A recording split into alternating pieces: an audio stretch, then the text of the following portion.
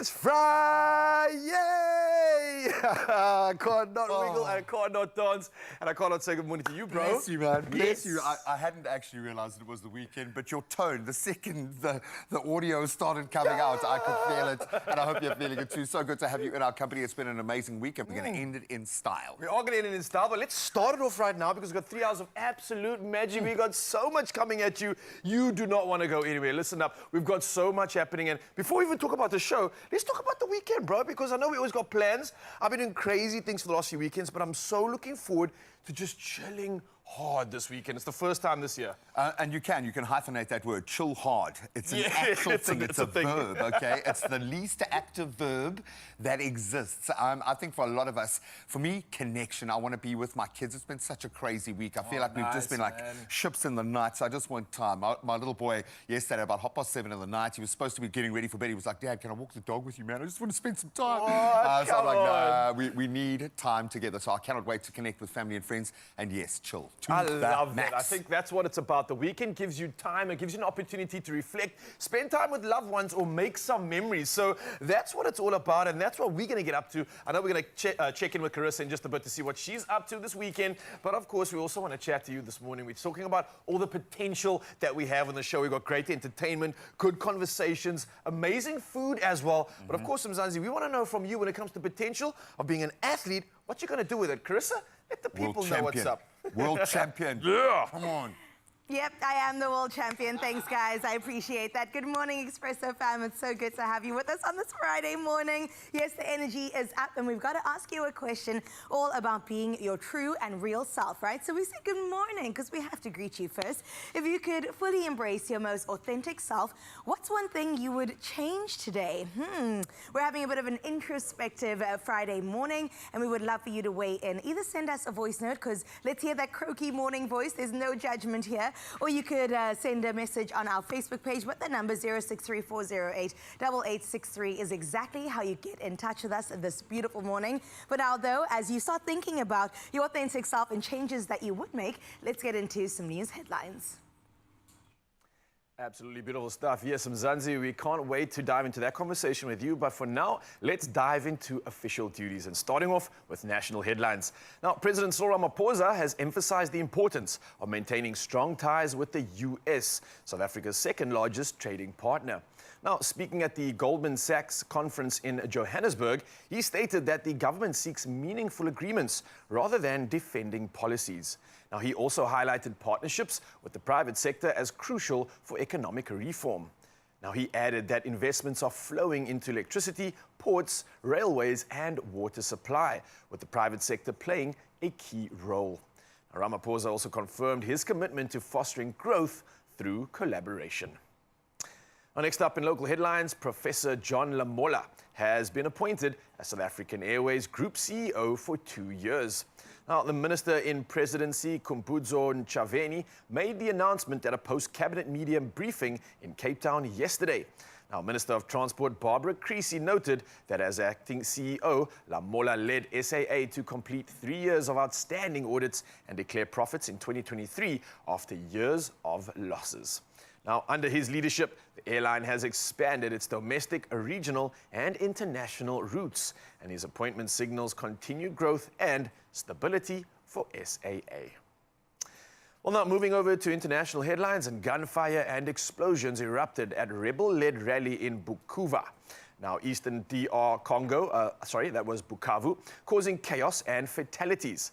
Now, videos show bodies on the streets as panicked crowds fled, and reports indicate at least 11 dead and 65 wounded. Now, the rally was the first since Rwanda-backed rebels seized the city, and the rebels blamed President Felix Tshisekedi's government while he accused a foreign army. Now, rebel leader Corneille Nangaa had promised security before the violence broke out, deepening tensions in the volatile region. Well, next up, Oscar-winning actor Gene Hackman, aged 95, and his wife, classical pianist Betsy Arakawa, aged 63, and their dog were found dead in their Santa Fe, New Mexico home, with police saying they appear to have been dead for some time. Now, no cause of death has been given, but authorities reported no visible injuries but deemed the situation suspicious enough to warrant an investigation. Now, Hackman, whose career spanned 6 decades, won 2 Academy Awards for The French Connection and Unforgiven, along with multiple BAFTAs, Golden Globes, and a Screen Actors Guild Award. Well, our condolences definitely go out to them, but carrying on with the headlines right now and moving to something a little bit more joyful, Cape Town streets are set to burst with colour and joy. And that's tomorrow as Good Hope FM proudly supports the 2025 Pride Parade and Mardi Gras. Now, with the theme being Rainbow ID, this year's festival celebrates diversity and embraces every unique identity under the rainbow. Now, the parade will start in the Waterkant, leading to the Greenpoint track, where a dazzling lineup awaits, including Craig Lucas, Jimmy Neves, and he plays violin and a star-studded drag performance to accompany. Now, Good Hope FM will broadcast live, keeping the energy high, and from food trucks to a glittering Pride market, the day promises fun, love, and unity. Well, Cape Town Pride 2025 is more than just a party, it's a powerful statement of inclusion. Well, that's the headlines we have for you right now, but we move to the world of sport. And here's G-Man first up with the latest.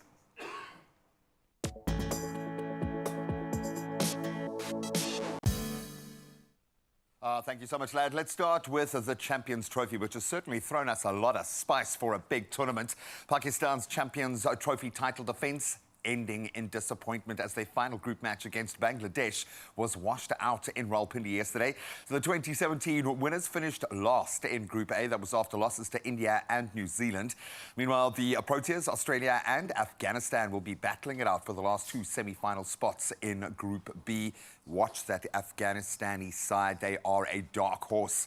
Now we turn to rugby and double Rugby World Cup winning assistant coach Felix Jones will rejoin the Springboks as an assistant coach from the 1st of March this year, following a brief stint with England. So Jones, who contributed to the 2019 and 2023 World Cup triumphs, will now join Lance Lemekis, the physiotherapist, and Robin Moore, who is the dietitian, as part of Rassie Erasmus's management team. And what a team. Their appointments will run through to the 2027 Rugby World Cup in Australia. Great to have that firmly in our sights. So the Springboks, they will be facing Italy at Nelson Mandela Bay Stadium on the 12th of July, marking their first return to the Eastern Cape since 2021.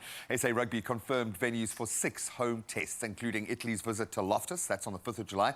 The Boks also host Georgia, Australia and Argentina, before then travelling to New Zealand for the big one. Now on to tennis. Yannick Sinner's nomination for the Laureate Sportsman of the Year award was withdrawn following his 3-month ban for 2 failed drug tests. So the story continues. The world #1 admitted partial responsibility, and that's a direct quote, for his team mistakes. And his suspension now ends on the 4th of May, allowing him to return just in time for the French Open. I think this young player will be filled with fire when he makes that return, so watch that space. But that's where we leave our sporting headlines for now. Oh, it's a beautiful weekend on the way. Lots of parties. Let's see if the weather's going to play ball.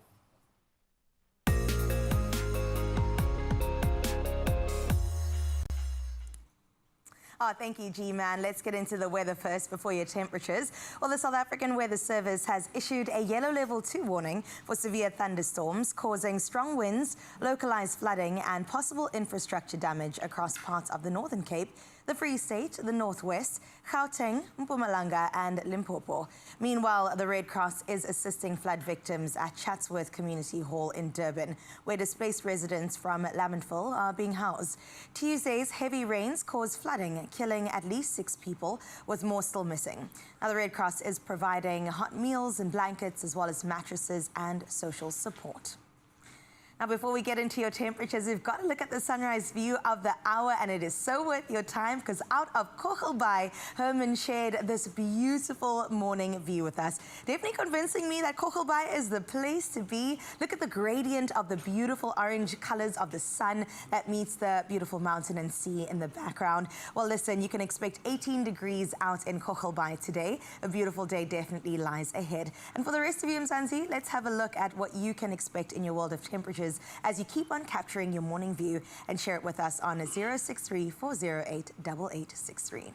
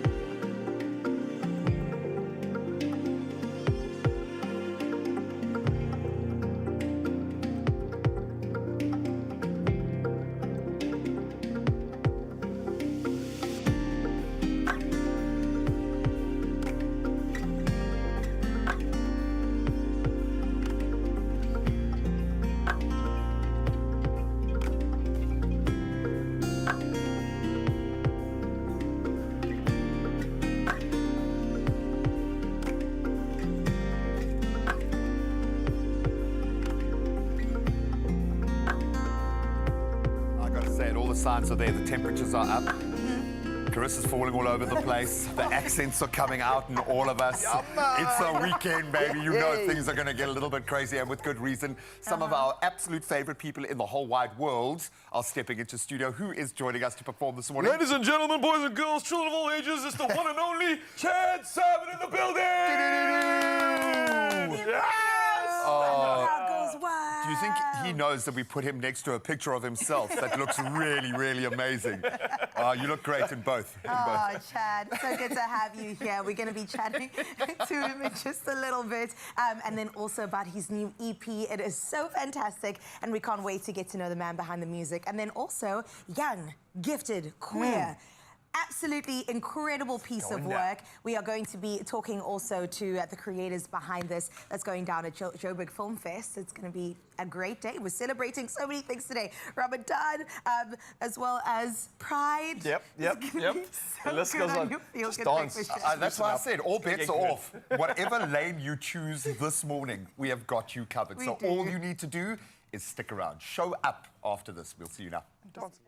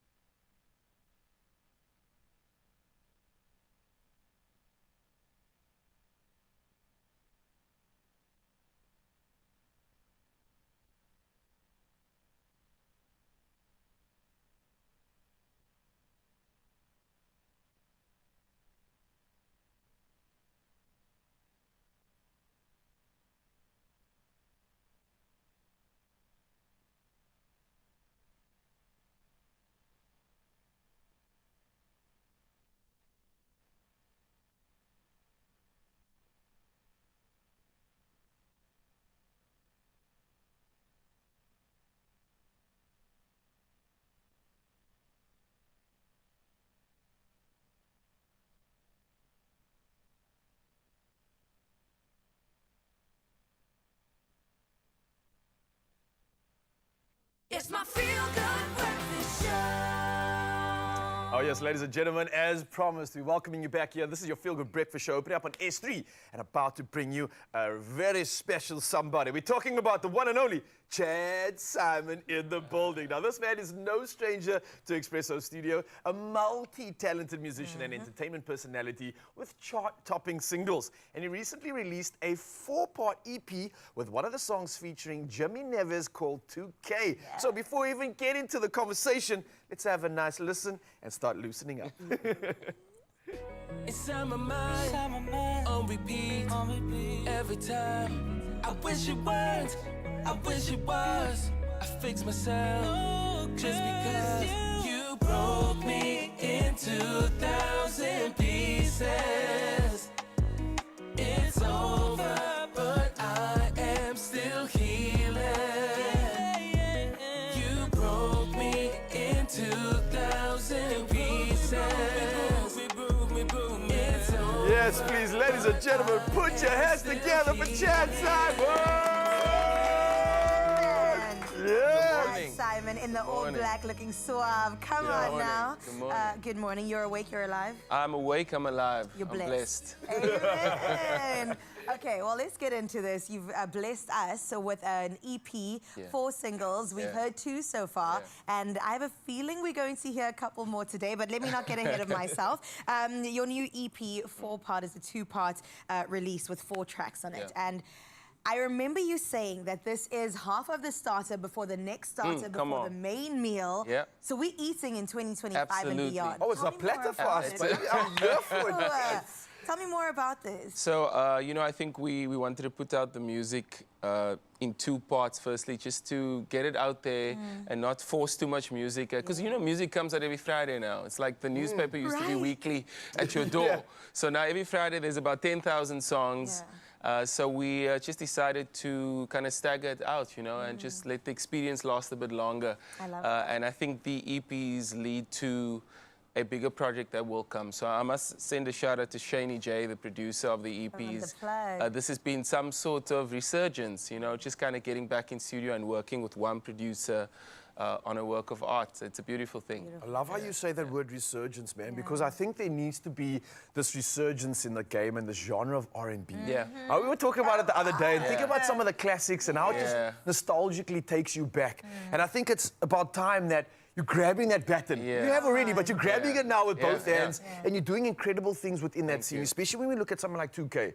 Working with Jimmy Neves, I'm pretty sure this is not just work. This is friendship. This is a lot going on, a lot of collaboration. Do you feel pressure in a moment like that, knowing that you need to show up? No, I think, you know, we respect each other so much. By the time, it was the first time we made a record together. Yeah, weird. That would have been like ages ago. And I think, like, the timing was perfect. It could seem like it took a while. It took about 10 years. But I do think that the timing was impeccable. You know, I'm a massive fan of his work. The respect is mutual. And I think we got a great song out there, a song that is about heartbreak. And he had been through certain things in his life, and so have I. And you know, sometimes heartbreak isn't always romantic. Sometimes it's friends, sometimes it's family. And we just put out a beautiful song, man, and I'm so happy that it exists. And it's something that people can resonate with, because we resonate with the real night right now, and that's what I think this music does. And on top of that, like you said, we don't rush perfection. Absolutely. Like you said, the timing is perfect on this one. That's the thing, because I feel tempted to even ask you for dates. I'm like, give me the schedule. We can build up to this, but you're right. Let's all take it in its seed. So let's get into your career. About 15 plus years in the game. Just really staying on top of the game in Cape Town, South Africa. I mean, globally too. Interviewing the best artists, you know, having your radio career, having your successful music career. How do you even maintain relevance? How do you make sure you're ahead of the curve? Well, you know, firstly, I don't chase it. That's the first step. I try and just remain excellent with everything I do. I love that, Chad. So it's not like a chase where I'm constantly trying to be at a certain point. I'm just trying to put the work in as I do, and I try and show up each and every day. And I think when you show up each and every day, you stack the days, and just a byproduct of showing up is consistency and success, I think. So that's how I approach it. Is that sharp intentional in terms of the space you're playing in? Because it's a blessing and a curse when you're as talented as you are. You're not just a singer. You're not just like hosting on radio, not just an MC, not just organizing incredible events, but you're doing it all and successfully, and you're throwing yourself in. How do you prevent that sort of burnout? And how do you stay on top for so long? How do you remain that relevant? This is a real question. I'm asking for help here, bro. Come on, help me. I think the first thing is I always try and sleep 8 hours. Ooh, okay. What's that like? Not like last that. night. Okay. But mostly. Yeah. Mostly I try and sleep 8 hours. That's a big part. I think rest is so important. It is. I don't know how you guys do it. We don't. I don't know, but kudos to all of you here, man. Like, amazing. Don't have answers for you. Kudos, yeah. So I think the most important thing is rest and also just taking care of myself. I make sure that I'm nourished with good food. I make sure that I exercise. Yes. If I don't do that, I will struggle. I either need to be on the road running or playing some football or, you know, doing some high-intensity training.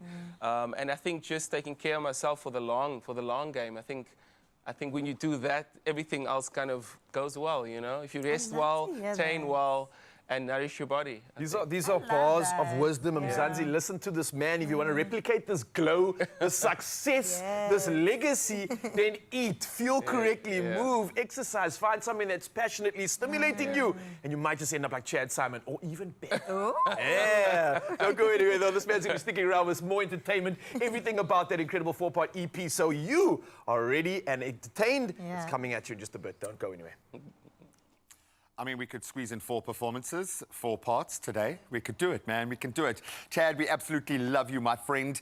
Now, if you haven't got the balance quite right yet, let's go even crazier ahead of the weekend. Why? Because there is an insane amount of money to be won. You don't want to miss out on playing Powerball and Powerball Plus today, because there is an estimated 49 million rand in total estimated jackpots up for grabs. So don't get left behind. Play Powerball for an estimated 24 million rand, then Powerball Plus for an estimated 25 million rand today. Get your tickets. You can do it in store when they open with a smile on your face. You can go nationallottery.co.za online. You can use their mobile app. You can use your own cell phone banking setup, or you can go old school, dial *120 *7529# and you'll be sent the USSD. And we have posted all of these details with our amazing social media team. They won't give you your winning numbers, but they will give you a lot of luck because they're just awesome. So go and engage. And of course, most important, make sure you panda, push up, play Powerball and Powerball Plus for 49 million rand in total estimated jackpots today. Well, we are feeling like we are winning. Why? Because we have got an amazing lineup. After the break, Young, Gifted and Queer takes center stage at the Joburg Film Festival. And then if you are still looking for your spot, Richfield is open for registration in Pretoria. Kyle takes us there after this. Only you can make my day.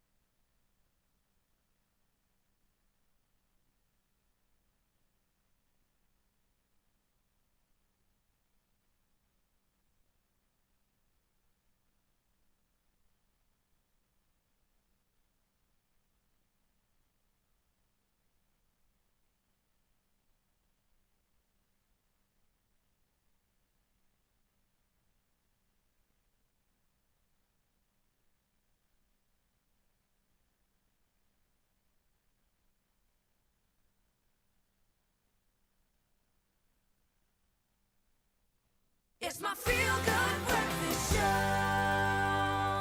Welcome back to your Feel Good Show. Yes, it's a Friday. Yes, we are celebrating along with you, Expresso fam. Thank you for being here. Now, South African cinema continues to break new ground, and one of the most exciting films on this year's lineup is one called Young, Gifted and Queer. It's a bold celebration of Black queer culture. Now, set to premiere on the 13th of March at the 7th Joburg Film Festival, this documentary dives deep into the vibrant and unapologetic lives of Black queer individuals. And joining us on the couch today, I'm so excited to discuss this powerful film with its filmmaker and author, Ronaldo Schwab. Ronaldo, welcome. Let's give him a feel good welcome, actually. Why would we not clap for you? I love that. I love that welcome. This is nice. It's been a minute. It's been a hot minute. But I'm so glad we're back talking on TV, having a conversation. Ronaldo, I'm so proud of you and all the success that you've had. This is your second documentary, and we've got to get into talking about it because your film captures something so incredibly special in South Africa and something that doesn't always get celebrated, something that isn't always put up there as something to reach for, right? So what inspired you to even put this out there? Yeah. I think I'll start by answering that question, saying that I've been quite lucky over the last few years to wear many professional hats in this entertainment space. Filmmaking is something that I absolutely love because we get to tell real stories that actually hopefully make an impact. So when I got this opportunity last year, June, it was International Pride Month. Sure. The executive producer of the show, Karis, gave me this mandate to come up with a project for local Pride Month. And I felt that since the first documentary, Skiff, there's a different conversation to be had, something a bit more celebratory. Like you said, we don't often, when we talk about queer people and queer Black people and queer Black creative people in South Africa, we don't hear the stories enough, or the angle tends to be one of doom and gloom. This project, I really wanted to celebrate and to show Black queer joy in all its wonderful colors. And I love that because that's almost a form of resistance in and of itself. I mean, I got goosebumps just as you were saying that right now. So how did you sort of angle it in a way to show celebration as opposed to this is the end? Yeah, we spent a few months workshopping who we wanted to feature in the documentary. As I always say with a film project, you can skin it many ways, you can feature many artists. This documentary celebrates Black queer creatives, and I think it's safe to say that Black queer creatives have been really holding this creative industry. Come on, let's be honest. From behind the scenes to in front of the scenes. Without them, there wouldn't be the culture that we know and that we love. So I wanted to show that, and it was very important that we select people with very diverse backgrounds and diverse impacts in this entertainment industry, and it was a very great collaborative effort with these acts that we feature in the film. So we collaborated quite well. I'm very grateful that we built a trust so that we can create this film, and I'm quite happy with what people will be seeing in the next few weeks at JFK. I'm excited. 13 March. I mean, lives are going to change. We can't wait for this to also enter into the archival space of South African film and South African documentary making as well. Challenges. I wonder if there were any in the filming process or even in telling this particular story. Time. So I think this time around we scaled up what we were doing. We spoke to, so essentially we follow 3 creatives. They and their art center the film, and then we spoke to a wide variety of experts, legends in the queer creative space. So putting it all together was one challenge, and we did that. And then the next challenge, and I think that's where I got stuck in the work with the post-production team, editing. We shot for 2 weeks. We had, I don't know how many hours of footage, putting that all together into a 50-minute film. 5 minute, 15 minutes? No, 50. 50, oh, at least, okay. Yeah, so we had to edit, re-edit again. But I'm quite happy with what the film came out How do you know when it's done, though? Because as a creative, you know it's never really done. Because you can't say, like, oh, we could tweak that. I know when it's done when the submission deadline hits.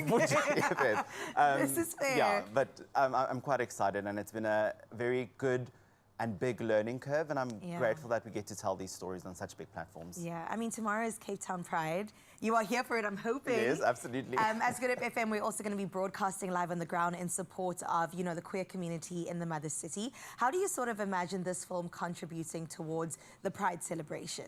It's that thing, that celebration. It's time where when we speak about representative work, Right. that we shift the narrative about who we are as queer people. Yeah. We are great. We do enjoy our lives. We get to celebrate, and we get to do that together. And I You think even got that a drum roll there. I love that. we get to do that tomorrow in Greenpoint at Cape Town Pride, and I'm quite excited that all the gays and the gals will be together, and hopefully they do the same on the 13th of March. Oh, absolutely. You need to watch this, okay? 13 March is when we're all going to gather to watch Young Gifted, Black Queer. We're going to get into it. Ronaldo really put his blood, sweat, and tears into this to make it absolutely fantastic. And we want to keep you around just a little bit longer, please. And then tomorrow, are we going to party together? We will. We're going to party together. I'm so excited. And we'll see you at Pride as well.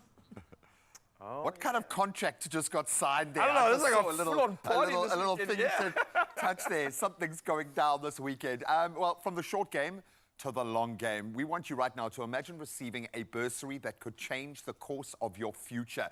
And that's exactly what happened for one very lucky student, Nomtebo Mkoma. And of course, Kyle played a big part. Yeah, he did indeed. He got a chance to actually visit Richfield Centurion campus, and that was to catch up with her and see firsthand what makes it such a great place to study. Let's go check it out.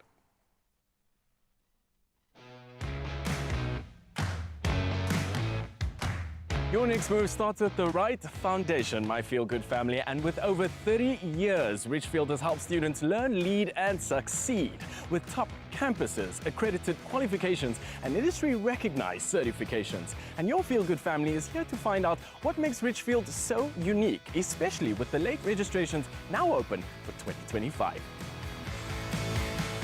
Michelle, our incredible campus manager here at the unique Centurion campus. Thank you so much for having the Feel Good show here. And we're going to dive right into it because this place is really interesting. What do you believe makes Richfield so different to other tertiary institutions? Sure, you just have to be here today and you'll be able to see why. I think we're all about the student, the experience, and the academic journey that we walk with them.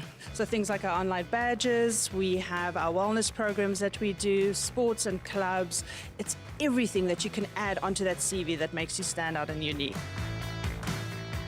think what differentiates Richfield is our commitment to innovation. So we start each year, not in the same way each academic year starts. We start each year with a blank piece of paper and say, how can we be better? For us, being better is really understanding the output of what our students get. So what is the industry wanting in terms of skills?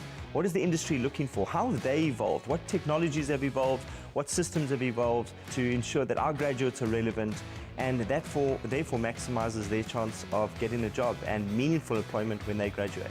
Richfield talks so much about the slogan, it's more than just a degree. What does that actually mean? That more than just a degree really talks to understanding the skills that are required over and above, kind of the technical skills that one's teaching in most qualifications. But also the student environment. A student environment that is conducive to learning, but learning not just in terms of classroom learning and the skills that sit in a qualification, but learning in terms of the social skills, the soft skills that one needs to be successful. So when they graduate, they're graduating with, yes, their degree, which is accredited. It is informed by the parameters and the framework of SACWA, the Council for Higher Education, as well as the Department of Higher Education. In addition to that is the skills and certification badges that they receive. These are free certification badges, and this is with big names: AWS, CIMA, IBM, Cisco, Salesforce. These are big names in industry, and these are their certification badges that a Richfield graduate would get as well as the work integrated learning component. And you can see the big focus here is employment. So as part of their curriculum, they have to do a 6 months or a few months internship. And what that really means is they're graduating with experience. We've got partners with industry, we've got partners within the workplace that Richfield graduates or Richfield students will then go and do their internships with. And a lot of the time that internship leads to meaningful employment or full-time employment. We're at the Centurion campus today, which is absolutely an incredible facility. Tell me, where can we find other Richfield campuses? We have a couple in Gauteng, so we've got Pretoria campus, Bryanston, Newtown, and then if you go to KZN, we've got Mshlanga and Musgrave, Cape Town and Polokwane. The late registrations are now open for 2025. Where else can I think our public and our viewers find out more about Richfield? Well, you can go to our website to www.richfield.ac.za, or you can come straight here to the Centurion campus and come and visit us. The reason why I chose Richfield is because it felt like home. I didn't feel out of place. I didn't feel like, why am I starting behind? Because I am a few years later in life with studies, so it just made me feel more at home and included in the community. I chose Richfield, reason being, my friends came here and they suggested it to me because reason being, they told me, it's one of the leading IT and business colleges. And that's why I chose, because I trust them. I don't know why, but I trust them. My experience so far, it's been good. The lecturers have been good to me. The campus managers, the staff members, they've all been good to me. I chose Richfield because it's an IT-orientated institution, whereas I know that I can further my studies in IT engineering. And so far, the environment and the people here are very welcoming, and I really enjoy it. Richfield has been completely welcoming and generous to our Expresso family. And last year, one lucky winner received a bursary to kickstart her journey. And I'm going to be catching up with her today to see exactly how things have been going. Everybody, please make some noise for the winner of a full academic bursary for 170,000 Rand from Richfield, along with a laptop worth 5,000 Rand. It is none other than Nomkama! Yes, girl. There's confetti for you. Nomkama's like, what's going on? You were in studio being that bursary winner live. How did that feel for you? It was a mix of emotions. It was overwhelming, but I was really grateful and I'm really happy to be here and to have this opportunity. What are you studying and how has the experience been for you so far? I'm studying a BSc in IT and it's going amazingly. Richfield is known for its incredible IT department, and with my dream of being in the IT industry, Richfield was the way to go. With 2025 late registrations open, there's so many new students walking in here today. And for a new student and you being a distant learner, what kind of advice can you impart on them? I just want to say distance learning is amazing at Richfield. They have amazing lecturers and the administrators that become a medium between the students and the institution, and it's just amazing. It's been so incredible to hear about Nomkebo's journey and also how Richfield College encourages its students to learn, lead and succeed. And my Feel Good family, to learn more about Richfield College, head over to richfield.ac.za. Absolutely love that plug, and great to see how Richfield is shaping futures in the most powerful way. And if you are still looking for your spot and ready to take charge and take that next step, of course, later applications are open but closing soon, so make sure you don't miss out on your chance. Head to richfield.ac.za.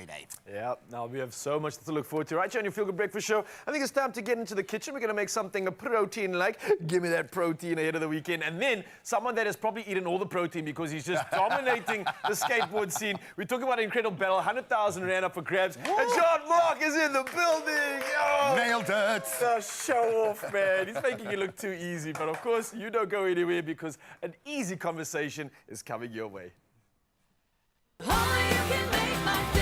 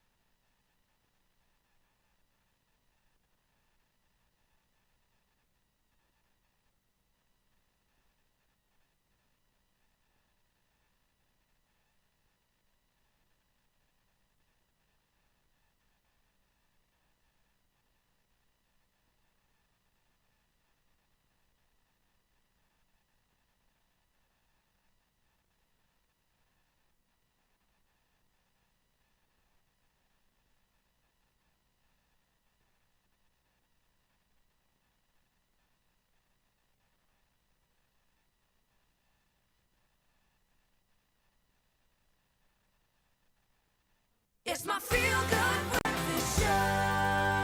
Oh, welcome back, you beauties. So good to be reconnecting with you, and I think you will understand my excitement right now. Cape Town's skate scene is set to explode as the Kimberley Diamond Cup Grand Slam hits the Shred Skate Park on the 1st of March 2025 with, get this, 100,000 Rand in prize money and top skaters from all across the land battling it out for glory. This event is the final stop before the Apex event. And Mr. Andile Mdlawu, the project manager for Kimberley Diamond Cup, then some incredible skateboarders, Boipelo Aua and Jean-Marc Johannes, no stranger to the show, and with some amazing credentials. Can we give them a round of applause?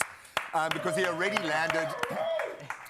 Do you feel the pressure when you've got to land, like even a kickflip or an ollie live on TV when we haven't like given you any prep? Slightly. Because that's skating, man. I'm going to start with you because it's great to reconnect with you. Thank you. You must be so pumped when these kind of opportunities arrive for skaters. This is the kind of thing you would have to head abroad normally to find. This kind of prize money, this kind of field. Definitely. It's such an amazing opportunity for skateboarding in South Africa. And, you know, the impact that KDC has long-term for skateboarders, it's amazing. And for us to have the competition happening in Cape Town, I mean, it's an honor.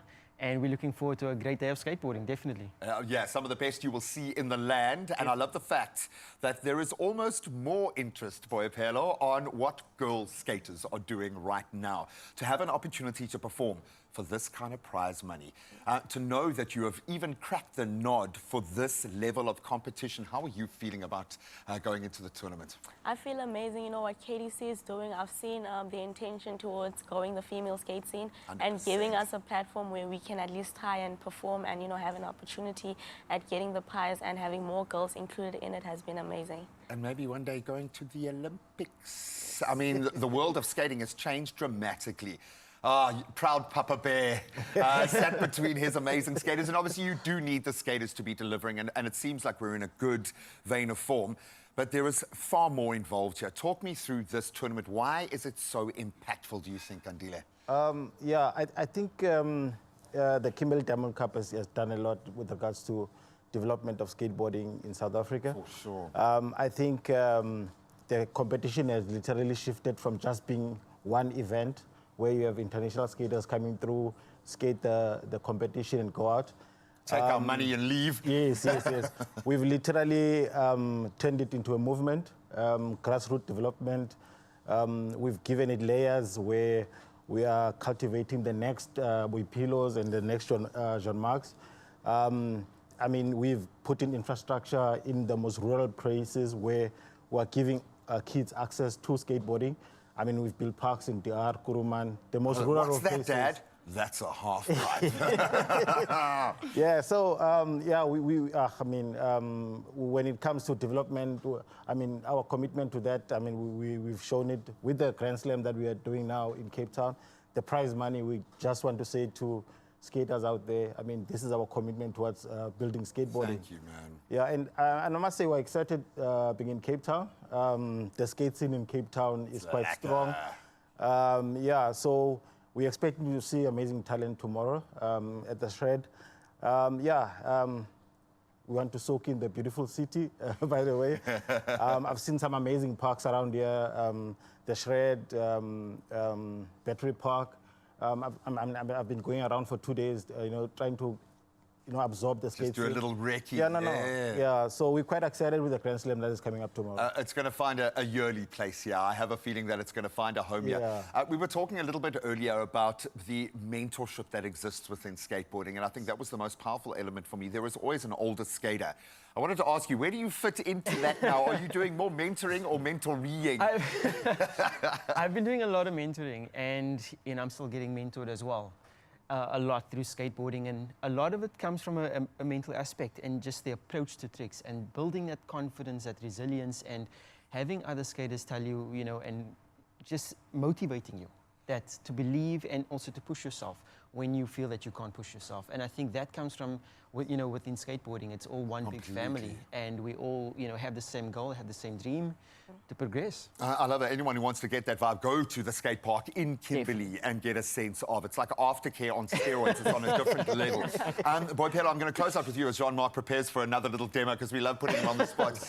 But within the skating framework, what has it given you as a person? Because there was a lot of confidence, there was a lot of beautiful energy pumping out of you, and I would imagine this beautiful art form has played a part. Yes, luckily for me, like I was born and raised in Kimberley, and like just when I started skating, that's when our skate park was being built. And like Jean-Marc was saying, you know, I was in an environment whereby you're motivated by so many people.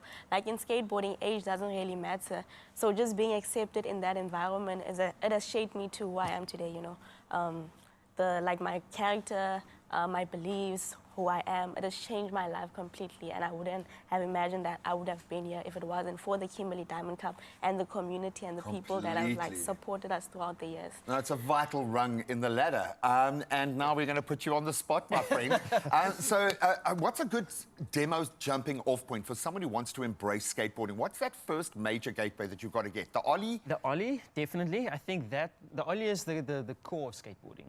All other tricks come from the ollie. So ollie is basically what you would see us do. I mean, it could be a flip trick, it could be a grind trick, but getting off the ground is the first part. Well, let us see that. No if problem, you don't no mind. problem. Give us, and talk us through the dynamic as it's playing out. Right. Like what you're doing with your body. All right, so before the ollie, you obviously have to be very comfortable in terms of balance on the board. So you'd have to find your balance, and once you comfortable with balance and you're comfortable with riding as well, sometimes you don't have to do an ollie riding, you could also do it standing still. But the momentum, I found the momentum does help. The momentum does help a little bit, definitely. So the basics of an ollie is very simple. You'd basically stand in the same stance you would when you're balancing on the board. And the steps to an ollie is only a few steps. So the first step is putting the tail down, bending your knees, jumping up, your foot will drag, and you'll raise with the board. But the most important part of the ollie is to make sure that the tail does this.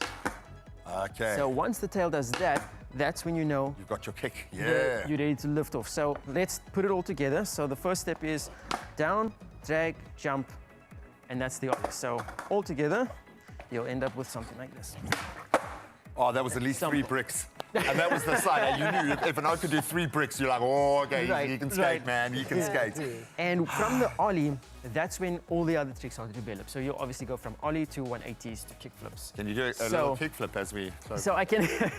So basically, when you're doing 180, it has to come from the ollie first. So you have to lift off the ground, turn your shoulders and your entire body, and that turns into a 180. So you get backside and front side, and I always prefer backside tricks. So I will do the backside 180, but firstly, ollie starts first, and that's backside 180. But it came from the ollie. I love that, man. The flow. I'm thinking of the fascia that's getting involved here. Absolutely love this art form, I'm going to call it, because we know what it's doing for communities in South Africa, and we cannot wait for the big one. The Kimberley Diamond Cup is going down at the Shred, and you will see some of the best skaters in the country competing for some incredible prize money. There will be fire.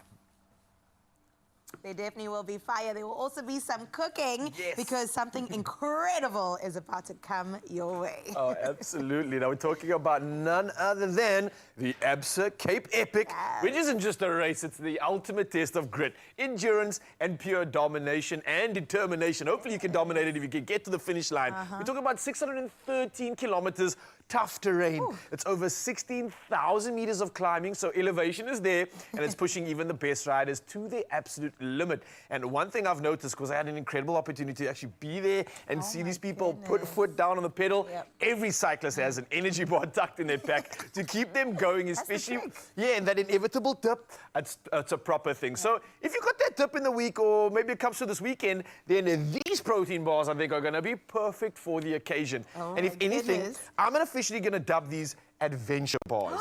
I like this. You know why? Because it's perfect for an adventure. It's giving you protein to repair the muscles. It's giving you all the good energy that you need to get to the end of that adventure.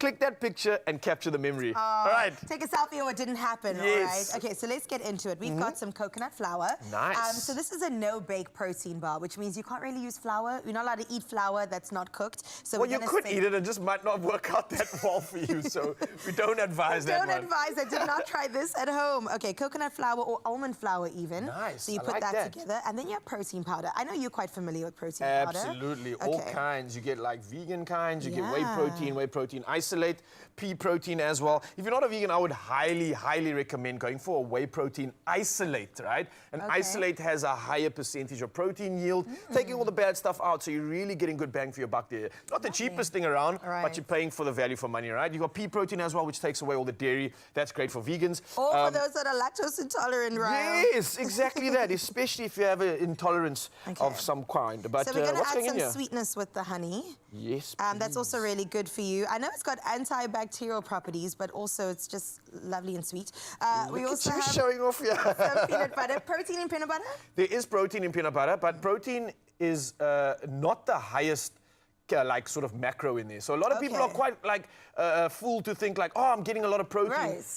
Peanut butter is a high-fat food. Just put it out there. It's When got you more say fat. What do you mean? I mean, it literally has more fat in there per 100 grams than it does have protein. So yes, it's got a good amount of protein in, but it also comes with good, healthy fats. So just be aware of that, because it's packed with calories. Now, if you're competing, this is fantastic. You want those high caloric indexes coming through from your food. You want something like honey, which has a low GI, a low glycemic index. So it's not going to spike your insulin and your sugar and then crash afterwards. This is going to give you a sustained release. I like this, It's Ryle. readily available for the body. And then obviously with the fats, the lipids are just an easy, quick source of energy. We break it down nicely. It's just a lipid. So, I mean, this is really, truly an incredible bar that you can make. It's pretty much almost all natural as well, like you said.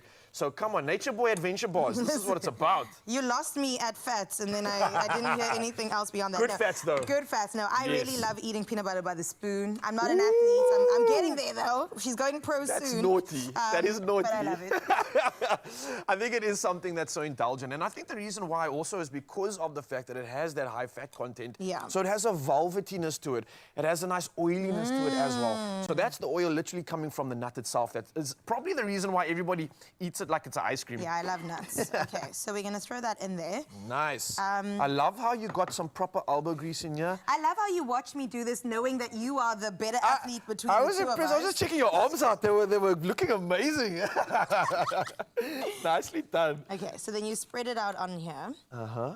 I probably should have put the baking sheet down first so it doesn't That would have been a good idea, you know, but it's what? okay. YOLO. We kind of athleting this, so this means you're just going to have to like get some elbow grease in when you clean it as well. So Absolutely. burning calories before we make this, by putting it all And together, after. and after. And while eating. Apparently you burn calories while eating. Do you know this is this is something crazy? You get something like, let's say, popcorn. Yeah. It's almost like a negative cull. If you were to, and no one can do this actually, if you ate one piece of popcorn at a time, you're burning more calories chewing it and eating it than there are calories in the popcorn. Wow, but that's impossible. Exactly, because you can eat one popcorn at a time, right?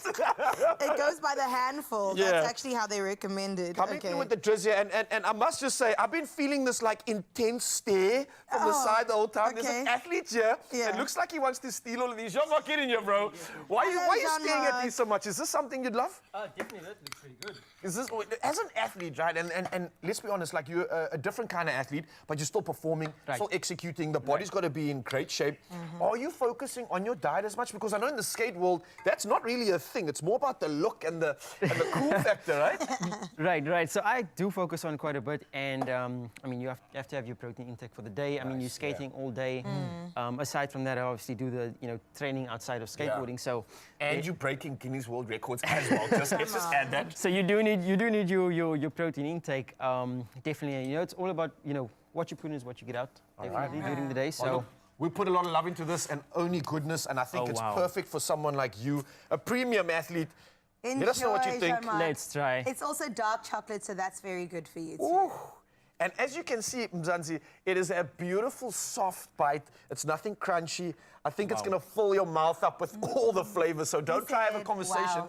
You said wow? That's really good. From a Guinness World Record. If he says And wow, that's, it's an actual wow. Thank Wow. you so much, Thank you. Jean-Marc, for showing off your skills, getting us invited and excited for the 100 Cray opportunity in Kimberley. And I think this is perfect for those that are entering the Cape Epic, remember it's happening pretty soon. You want to plug the people on that? Absolutely. Let me do it. The ABSA Cape Epic takes place. So listen to this. From the 16th to the 23rd of March, just days away. So all you cyclists, head to expressoshow.com to get this recipe. You want to slip those in all the pockets that you have in your gear, okay? It's absolutely, wow, it's delicious. Get to it. Protein intake, KDC, here we come. Yes.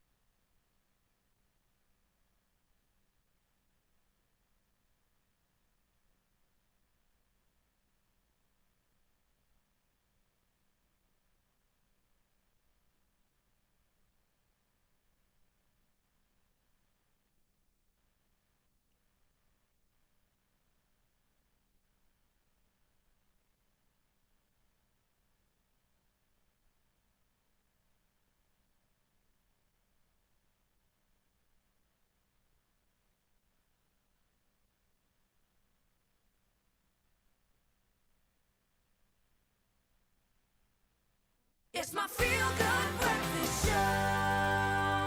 That's right, it is your feel-good breakfast show. It's Expresso right here on S3. We've lapsed 1 hour, still have 2 more in your company, but let's get into your national news headlines to get kick-started for 7 o'clock.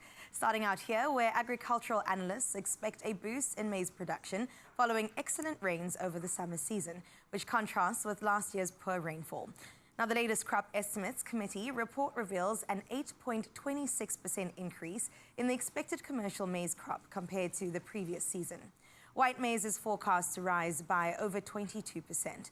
Now, other crops like sunflower seeds, soybeans, groundnuts and sorghum will also see increased production. Analysts say this growth signals a recovery in the agricultural sector and predicts lower grain prices for consumers. In other national news, President Cyril Ramaphosa has emphasized the importance of maintaining strong ties with the US, South Africa's second-largest trading partner. Now, speaking at the Goldman Sachs conference in Johannesburg, he stated that the government seeks meaningful agreements rather than defending policies. He also highlighted partnerships with the private sector as crucial for economic reform. He added that investments are flowing into electricity, ports, railways and water supply, with the private sector playing a key role. Now, Ramaphosa confirmed his commitment to fostering growth through collaboration. Now let's take a look at your international news making headlines, where Israel has completed forensic tests confirming the identities of 4 hostages whose bodies were handed over in exchange for more than 600 Palestinian prisoners.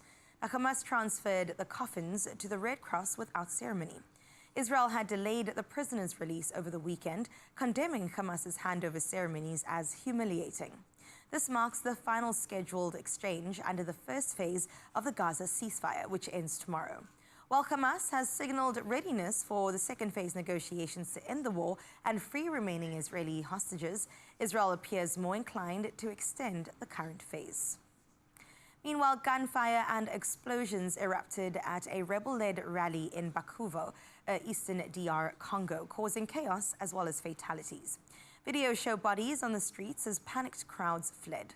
Reports indicate at least 11 dead and 60 wounded. Now, the rally was the first since Rwanda-backed rebels seized the city. The rebels blamed President Felix Tshisekedi's government while he accused a, quote, foreign army. Rebel leader Corneille Nangaa had promised security before the violence broke out, deepening tensions in the volatile region. For your 7 o'clock news, we close up with a story bringing it back to the mother city, where Cape Town streets are set to burst with colour and joy tomorrow, as Good Hope FM proudly supports the 2025 Pride Parade as well as the Mardi Gras. With the theme Rainbow ID, this year's festival celebrates diversity and embraces every unique identity under the rainbow. The parade will start in Devatakant, leading to the Green Point track, where a dazzling lineup awaits, including Craig Lucas, Jimmy Nevis, he plays violin, and a star-studded drag performance. Now, Good Hope FM will also broadcast live, keeping the energy high. From food trucks to a glittering Pride market, the day promises fun, love, and of course, unity. Cape Town Pride 2025 is more than just a party. It is definitely a powerful statement of inclusion. I'll be on the ground there between 3 and 6 o'clock, broadcasting live. Very excited to meet you all and celebrate Pride as much as we possibly can tomorrow. So we leave your 7 o'clock news. For now, let's head into some sports. Here's the latest.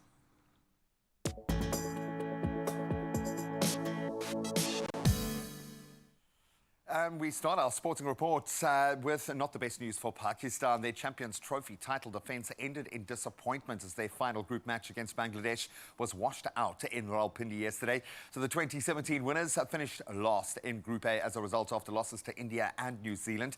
And meanwhile, the Proteas, Australia and Afghanistan still battling out for those last two semi-final spots in Group B.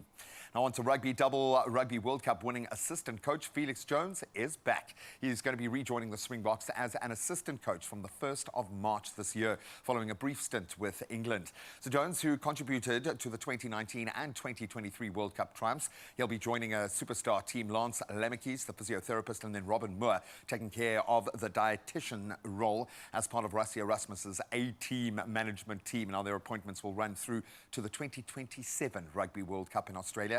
Yes, we can start manifesting that as we speak. Now, speaking of manifesting, let's talk about the Springbok matches on the field this year. They'll face Italy at Nelson Mandela Bay Stadium on the 12th of July, marking their first return to the Eastern Cape since 2021. Then SA Rugby have now confirmed all the venues for their 6 home tests, including Italy's visit to Loftus on the 5th of July. Then the Boks also host Georgia, Australia and Argentina before a big one after the inbound tour. We head to New Zealand to tackle our old foes.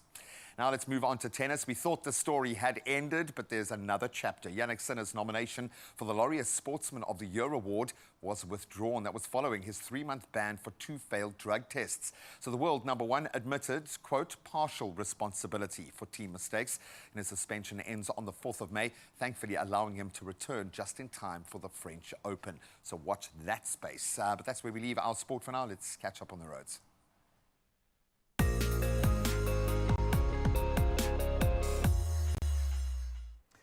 Yep, whether you're headed to school, work, or whatever adventure it is, let's see how we can assist you with the traffic. And let's start off in Cape Town, Athlone. Now, traffic is extremely slow moving on the N2 inbound at Jakes Gerwel ramp. Now, please allow for added travel time to accommodate the expected delays that you can definitely see from these visuals. We're going to stick to Cape Town now, and minor delays are also expected for motorists as a result of congestion along the M5 northbound.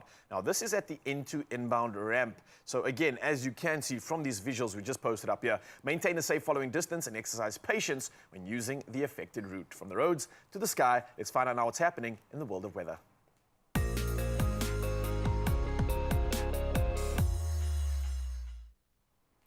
Thank you again. And for the world of weather, we've got a report where the SA Weather Service has issued a yellow level 2 warning, and that's for severe thunderstorms causing strong winds, localized flooding, and possible infrastructure damage across parts of the Northern Cape, the Free State, the Northwest, Gauteng, Mpumalanga, and Limpopo. Now, meanwhile, the Red Cross is assisting flood victims at Chatsworth Community Hall in Durban, where displaced residents from Lamontville are being housed. Now, Tuesday's heavy rains caused flooding, killing at least 6 people, with more still missing. The Red Cross is providing hot meals, blankets, mattresses, and social support. Absolutely grateful for the assistance out in that area, and also absolutely grateful for this. Another beautiful sunrise view sent in, and this one is by Diego all the way from Cape Town as we go into 24 degrees Celsius heat. A beautiful day, a beautiful shot with a bright, vibrant sun.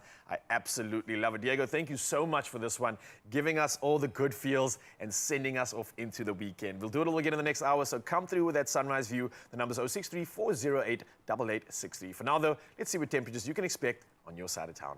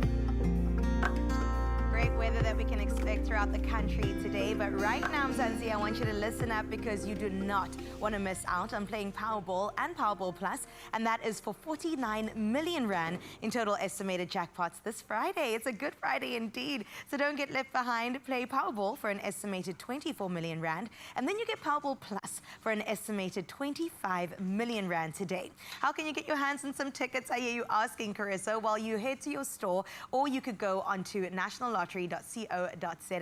There is the mobile app. There, of course, is cell phone banking, or you could simply just dial *120 *7529 hash, and that is for your USSD. Now, all those details, in case you missed any, are available on Expresso social pages. Please go and check them out. Give us a follow, give us a like, and then get yourself in the running to Panda Push Up Play Powerball and Powerball Plus for 49 million rand in total estimated jackpots today. And you, yes, you could become a big winner. But all you have to do is play now. It's really simple. But now, though, we're getting into the second hour of the show. Raul, what is still to come? Oh, we got a lot to look forward to. Of course, more conversations when we're chatting about the incredible projects that have been bestowed upon us as we celebrate Pride Month. But also, we're going to test Ronaldo's skills with his Dulce game. How's your chili bite game, bro? Dulce? Chili bite game, great. Yeah. Making it not so much. Okay. Well, look, we've got a foolproof recipe, I think, and we're going to have fun in the kitchen. So, Zanzi, you've got a lot to look forward to. Good food, good conversation is coming right your way. We'll see you soon.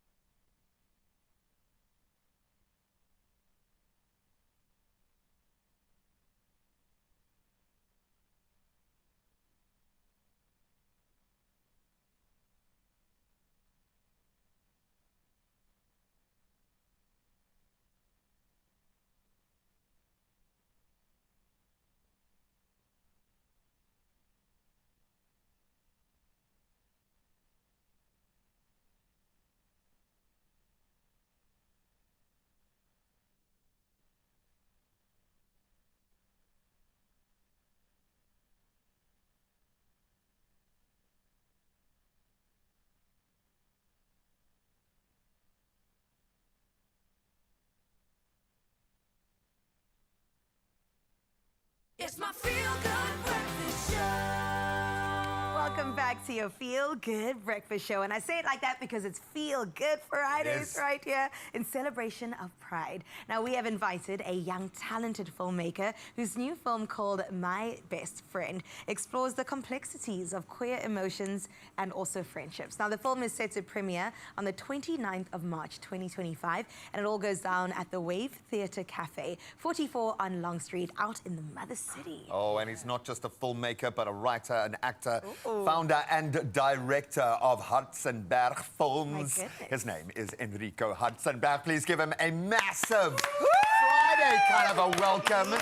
No one was ever going to give you a bigger welcome than you were going to give yourself. Exactly, I must. Love that. Because you show up for yourself, Exactly. and I love that. Yeah. Oh, God, first of all, congratulations. Thank you so much. A new baby into the world. Wow. It must be terrifying, and I'm sorry to go straight to like sixth gear, but with the amount of effort and work that goes into creating any piece like this, when you get to this point and you release it to the world, what does that actually feel like? Well, look, so at times one do have anxiety. Yes. Like, are people going to love this? Are people actually going to, am I going to make revenue from this as well? For sure. So, but for me, it is so important that the story gets told, you know, because my work really includes the, you know, to foster community, you know. Brilliant. And the social issues about the world, and which we all have, which is the biggest social pandemic, which is trauma.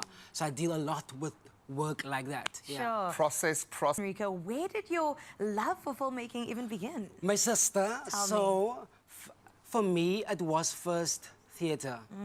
I got bored. I was like, I know it now, it's been nice. Then I went into film, So I shot my very first film after my mom's death. Wow. It was a film called Sister Dingers that deals with this queer guy who plans his mom's cremation. Sure. Oh my And goodness. so the weekend after, I was like, am I doing film? I was like, God, I'm turning my pain into passion, to purpose. And so it has really been rewarding in terms of reaching a more bigger audience, you know. And the love really came from pictures. I love pictures. I love. You look Well, good enough let's to be just in say many you of them. are quite photogenic, so I can certainly understand that. It kind of feels like the most organic progression, which is beautiful, because I think there is a time for critical thinking. There is a time for truth, truth in emotion and understanding that we've never experienced before. We need it because the world's a rough, dark, heavy place. And I'm glad that you're focusing on the trauma element, because that's kind of the gateway all of us have been through in the last few years. And it's kind of leveled the playing fields in a bizarre kind of way. My Best Friend. Even the title is loaded. I'm getting goosebumps thinking of the different ways that I can think just about that title. So give us the synopsis. What is going on in this beautiful film? So My Best Friend is about Matthew and Ben, who are friends, right? And they met on a very simple encounter, but after that, their friendship gets tested. Because someone is not revealing their true emotions. I see. And which is my character, Matthew. Yeah, so I can only say that. Oh, you're going to leave it there? Leave it there. Matthew, if you're not ready, don't let him rush you, okay? Don't let him rush you. It's really that, actually. Well, speaking about Matthew, let's talk about that creative process of character development, right? How do you go from it being something on a page to watching it on a screen? For me, when I do my characters, I paint. Yeah, I paint colors, I write, you know, star sign stuff and stuff like that. And with Matthew, it was the one character for me to really, you know, to imagine, you know, his status, to imagine who he is, because some part of me was also in denial about who I am when I was very young. So I brought some elements to the character of myself, which is important, because then it becomes relatable. You know what I mean? So it's really about delving into your character in terms of writing, painting, and then I just take the word and put that into a 3D form, which is my body, and then I just move for that. Wow. Yeah, and I just Acting is kind of magical, hey? I love it. No, and there is magic in the water. I've been saying it a lot this week because there is something happening. I don't know if it's a South African thing. I don't know if it's a global thing. Right. I don't know if it's an AI thing. But I'm finding humanity is standing up in a crazy way at the moment. And we are here for these kind of stories. We're also here for the young people that are going to hear these stories and have doors open for them. I love this. My Best Friend, 29th of March. It's 6:30 at the Wave Theatre Cafe. That's 44 in Long Street. $150 gets you in. Compare that to a normal movie kind of setup. Catchthewave.co.za is where you can find it, and you can find Enrico here because we're not letting him leave. You are going to stay for the rest of today. Stunning! Oh, Enrico, my friend, you are looking absolutely incredible. You're sounding amazing. I feel like you've absolutely emancipated, and I'm here for it. Now, what I'm also here for is some good food and good cooking, so let's do exactly that. And we also have Ramadan just around the corner, so let's get into the kitchen and share something delicious. We're talking about Cape Malay dal cheese, also known as chili bites, but that might be a different food depending on what culture you're from. But listen, these golden crispy snacks are the perfect treat to enjoy for iftar or any time during the holy month of Ramadan. But I think in general, if you like good food and you like cultural food, taste this because it is going to be incredible. And speaking of incredible, we have Ronaldo here, still with us, celebrating not only Pride Month, but the fact that we can have fun in the kitchen too, I hope. Hopefully. We'll see what the end result looks like. So are you going to show me how we do this, or are we going to try this together? Just because we're celebrating Pride, I'm going to call in some help, so we'll tag team this Okay, one. cool. I got you. Let's tag team this meal. Let's put it together. We already have started off by putting something in the bowl here. It's flour. Okay, nice. We got that right. So we got our flour in the bowl, and then we have a beautiful assortment of ingredients, which I think really epitomizes the flavor of a dalchi, right? This is the cultural part of it. It needs to be rich, but it's a chili bite also, some people might call it, so it needs to have a bit of a kick. Yeah. Do you enjoy these, just by the way? I absolutely do. I do enjoy a bit of chili, so I'm one of the people who would add extra chili. Oh, you like it spicy? Absolutely. Okay, well, let's get it going here. So, ingredients that are going to be chucked in, and it doesn't matter what order it is, but really, really simple. We've got baking powder there. Yes. Baking powder. Yeah. I also read that you need to start with the dry ingredients, so let's do that. Nice. Okay. Yes, Ronaldo, take it away. Baking powder. We've got some salt up next. We're just throwing the whole salt in? Yeah, just chuck. Well, maybe just a little pinch for now. We can always add some later. Maybe a couple pinches. Yeah, that looks good. We got another dry one being turmeric. Turmeric. Yep. Not everything? I think get everything in there, yeah, man. We want to have like proper colors, proper like curry feels as well, you know. Some cumin. Nice. Ground cumin. They can chuck that all in there. Are those dry ingredients done? Looks like it. Nice. All right. Then we got some garlic. Nicely bringing through some flavor. Chopped up carrots, onions. We're keeping it spicy with a lot of chili. And then I can't remember what green is this exactly. Is it parsley? Can you remember? Let me. Parsley or? If it's coriander, I'll know because it gives me like a battery feel. A battery feel? Yeah, bro. Like I eat coriander just like G, and it tastes like a battery with a positive and negative cell is touching my tongue. That is so specific. So what is it? It doesn't feel like coriander, though. I don't know. I might need a G. It's parsley. It probably is parsley. Listen, we'll confirm this one. I'll get G to confirm this as well, because he has a very similar effect to it. But this is pretty much as easy as it can be. We're literally chucking all these ingredients in, and then we're going to mush it all up. So I'm pretty sure it's coriander. I'm getting a little bit of a ting now. I think it is. Delayed but coriander. If you want to confirm this, head over to expresso.com right now, and you can get this recipe and make sure what green this is. I'm still trying to figure this out. We're also going to add a bit of water. Yeah, and then I think to bind it as well, we're going to add some water to that. So not too much to start off with. And this is a great tip, Mzansi. We don't want it to be too mushy. So we want to just use the water to kind of bind all these ingredients together so it sticks and have a little bit of fun with it. I think we're looking good, actually. Yeah. We are. You know, if my mother could see me now, she'd be so proud. So proud of you. But you know what you can do? You can take this recipe and make it your own and pretend like it's your new thing. And you can hand that, you can create the baton that gets handed over. You know what I mean? If filmmaking doesn't work out, hopefully making dal cheese does. Well, it's clearly working out, so this can just be a side mission for you. It is looking good, by the way, Ronaldo. I must say, I think that's enough water. We can just mix it up perfectly. Yep, we want it to be like smooth consistency. We don't want it to be like juicy, wet and runny, and I think we are looking good. Yeah, it's actually taking shape. Yeah, so I'm gonna just pop over here and make sure that our pan is on. We've got a deep pan full of oil. It is looking hot, and you want to be careful with this part of the recipe because we are going to be using hot oil. We don't want it to splash. And we're kind of going to use 2 spoons to create the sort of size of dollop that we want to put into our pan over here. So, Ronaldo, thank you. You have done exquisitely well on this. I'm going to just create a little dollop with this spoon. I think that is good. All right. And then this is going in to the oil. Woo! Beautiful. Well done. And the fact that we're using the spoon also adds safety because it means you don't have to throw it in and splash it. And just like that, Ronaldo and I have made dal cheese. Look at us. We have prepared some of this in the future. As you can see over there, golden, brown, and delicious. Ronaldo, are you hungry? I am. Would you like to try let's some? begin. Let us dine, my friend. Let us dine. Zanzi, of course, get this at expressoshow.com. A beautiful pride. Cheers to you, my friend. It's dulcilicious indeed. Wow. Ronaldo, thank you so much. And thank you, Mzansi, for being a part of this magic. But the magic continues while I disrespectfully chat with my mouth full. I apologize. A reminder that you can get so much still right here at your Feel Good Breakfast Show. We've got entertainment coming your way. Chad Simon is still delivering the 4-part EP that we've been celebrating this morning. So a lot to look forward to on your Feel Good Breakfast Show. Don't go anywhere. Cheers.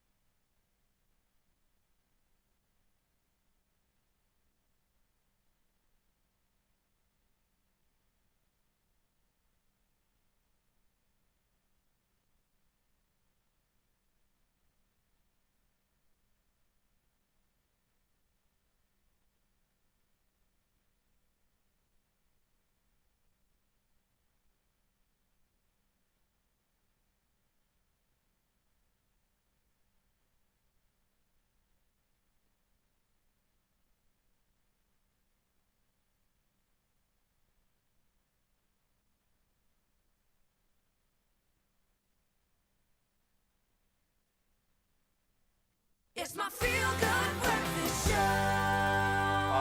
welcome back.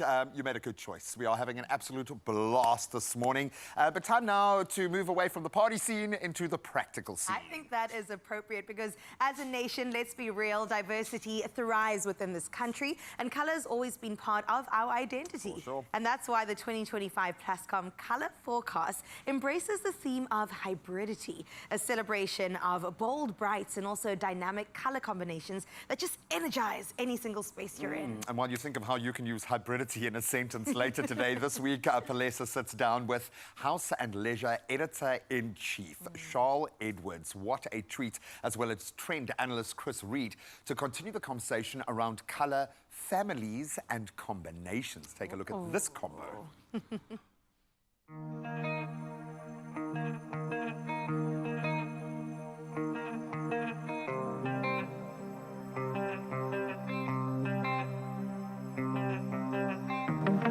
As we continue to unpack the 2025 Plascon Colour Forecast, today we're speaking about colour combinations. And joining me once again is Editor-in-Chief of House and Leisure magazine, Charles Edwards. Charles, thank you. Thanks for having me again. Charles, as we do continue to look at the Plascon colour families and the colour forecast for 2025, how do these families kind of combine?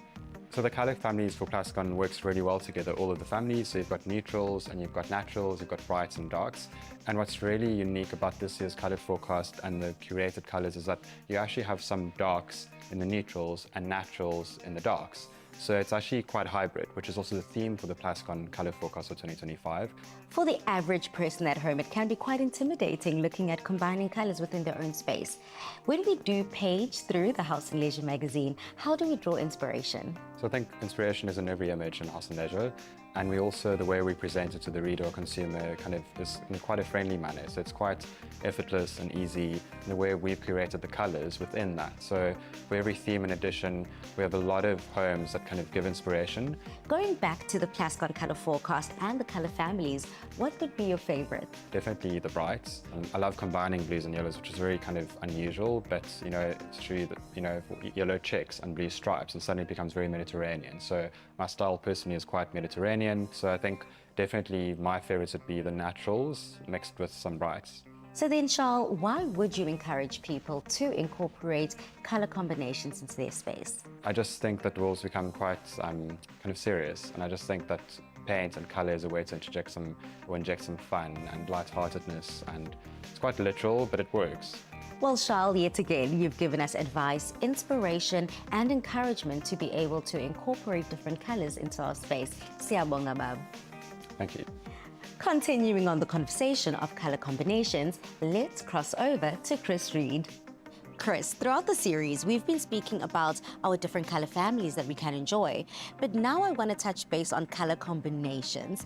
How important is it for us to be able to combine the different colours we enjoy within our space and our home? When we thought about and chose the colours for the forecast, we specially chose them so that they were usable together across the different families. You don't have to stick within bright or dark or neutral. You can mix and match and choose the ones you love from across the different palettes. Now, I'm someone, Chris, and forgive the pun, who likes to colour between the lines. So are there do's and don'ts? Are there absolute no-nos when it comes to colour combinations?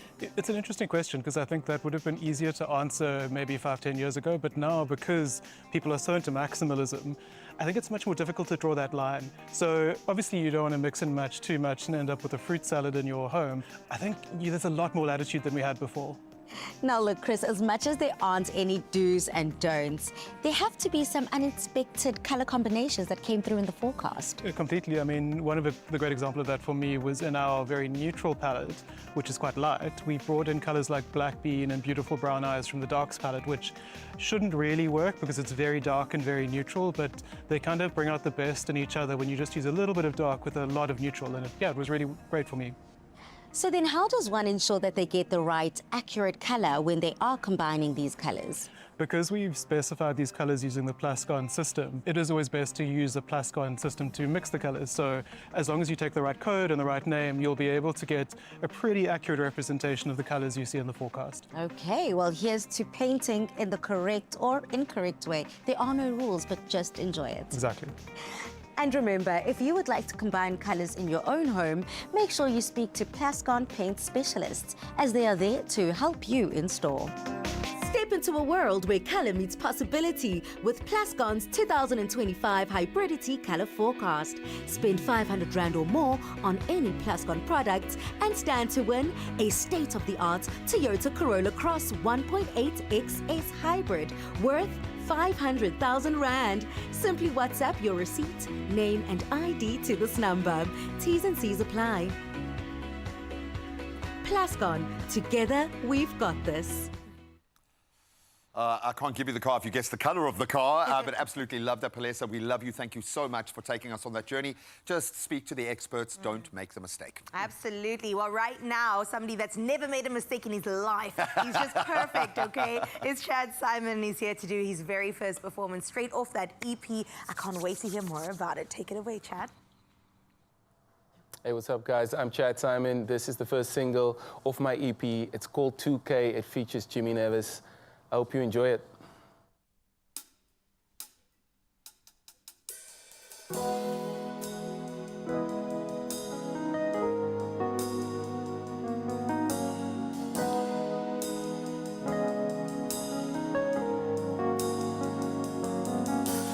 Memory inside my mind are on repeat every time. I wish it weren't, I wish it was. I fix myself just because you broke me in 2,000 pieces.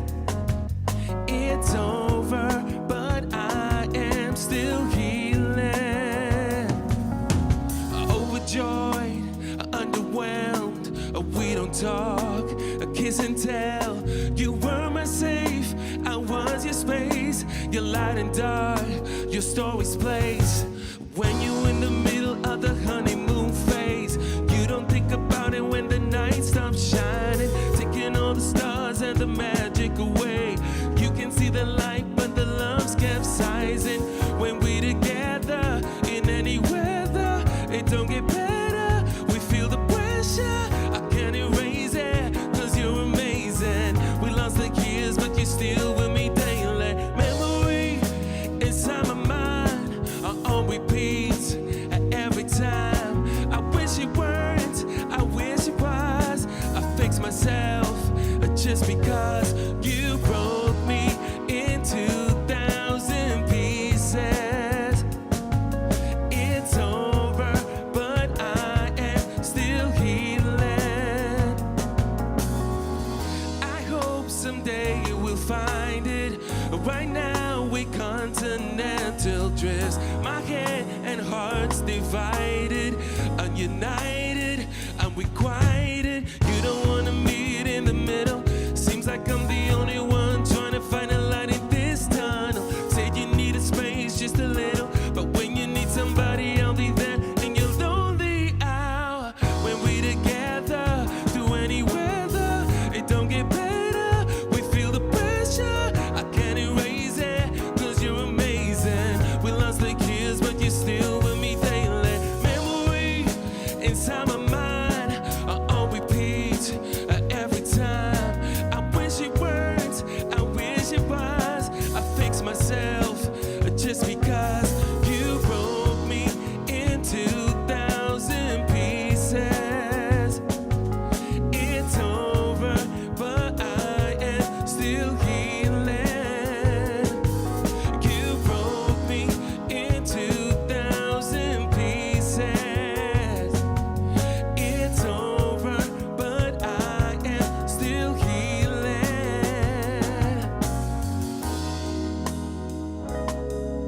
You broke me, broke me, broke me, broke me, broke me. I'm still healing, I'm still healing.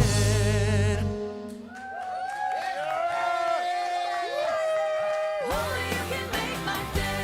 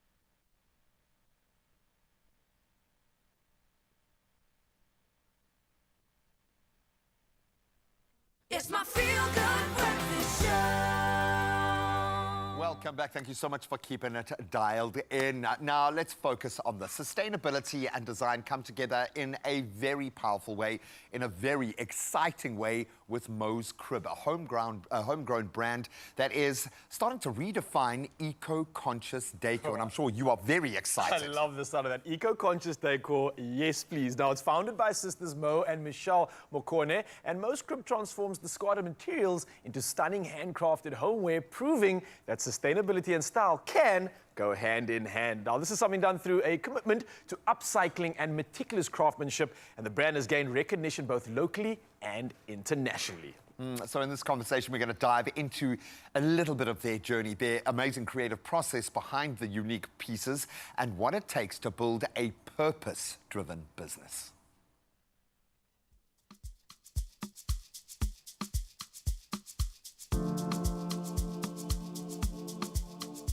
We started the business as a hobby where we were actually selling origami swans that were made by Mo. And you know, what emerged at that market was that customers were really just drawn to the fact that this product is actually sustainable because it was made from paper, it's environmentally friendly, and we really took that feedback on board and realized that, okay, this is where the market is moving towards. We stumbled upon the PVC water pipe, which is one of the least recycled plastics in the world, and we learned how, you know, resilient it is, and turning that into a basket was going to be really, really great for the home because it's water resistant and, of course, it's sustainable.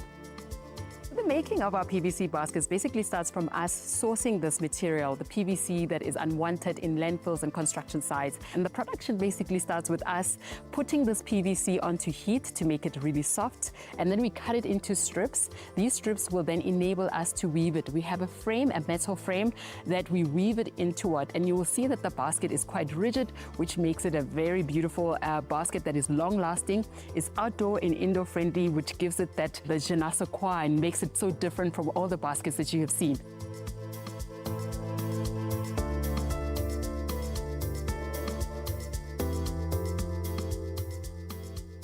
So what's next for Mo's Crib? We want to find ourselves as a global leader for the homeware space.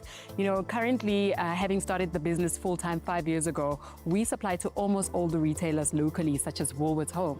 You can also find our products globally in the USA, Canada, Philippines, Singapore, the UAE. So we want to be able to take advantage of being able to have our product in each and every market across the globe. Recently, we've come so much in contact with the direct customers as well, and it reminded us of when we started back in the days in the markets, and that has been really a fun journey, and I think we want to also do that.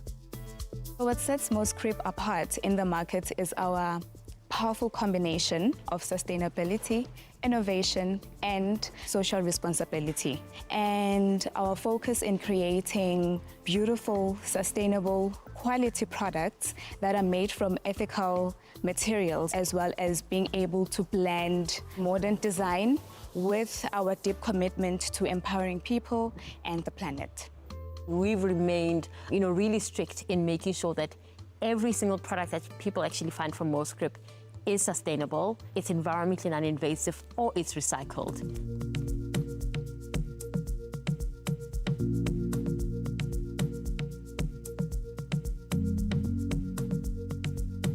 We are sisters, and we're very lucky to have basically walked the journey of life together.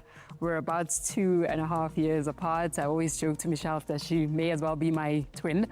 But I think having been raised by parents that never really had any favoritism, because, you know, my sister Michelle has 3 degrees. I am a law school dropout. I was never really interested in going to university. And we were celebrated in each of our interests, you know, being more the creative one and she being more the learned one. And what I'm finding is that some of my weaknesses are her strength and some of her weaknesses are my strength. And that's really how we are able to work together as a family, but also as business-minded individuals in our respective roles. The most exciting part about the brand is seeing the incredible growth and impact of the brand firsthand, and also seeing that the business is not about just sales growth, but about changing people's lives, empowering communities, and building a sustainable future on a global scale. I think another passion of ours is really creating jobs. One of our goals is that by 2030, we would have created over 10,000 jobs. Currently, we have over 280 staff members, which 80% of the production happens right here in South Africa, and the 20% happens across Africa, in Malawi, in Tanzania, in Ghana. And so we see ourselves as probably a leader in job creation when it comes to craftsmanship and creating unique offering to the home. We've already seen the impact that it has created with some of our employees being able to take their kids to school, being able to buy themselves homes, being able to buy themselves vehicles. And this change is what we want to be seeing in years to come through Moscrip.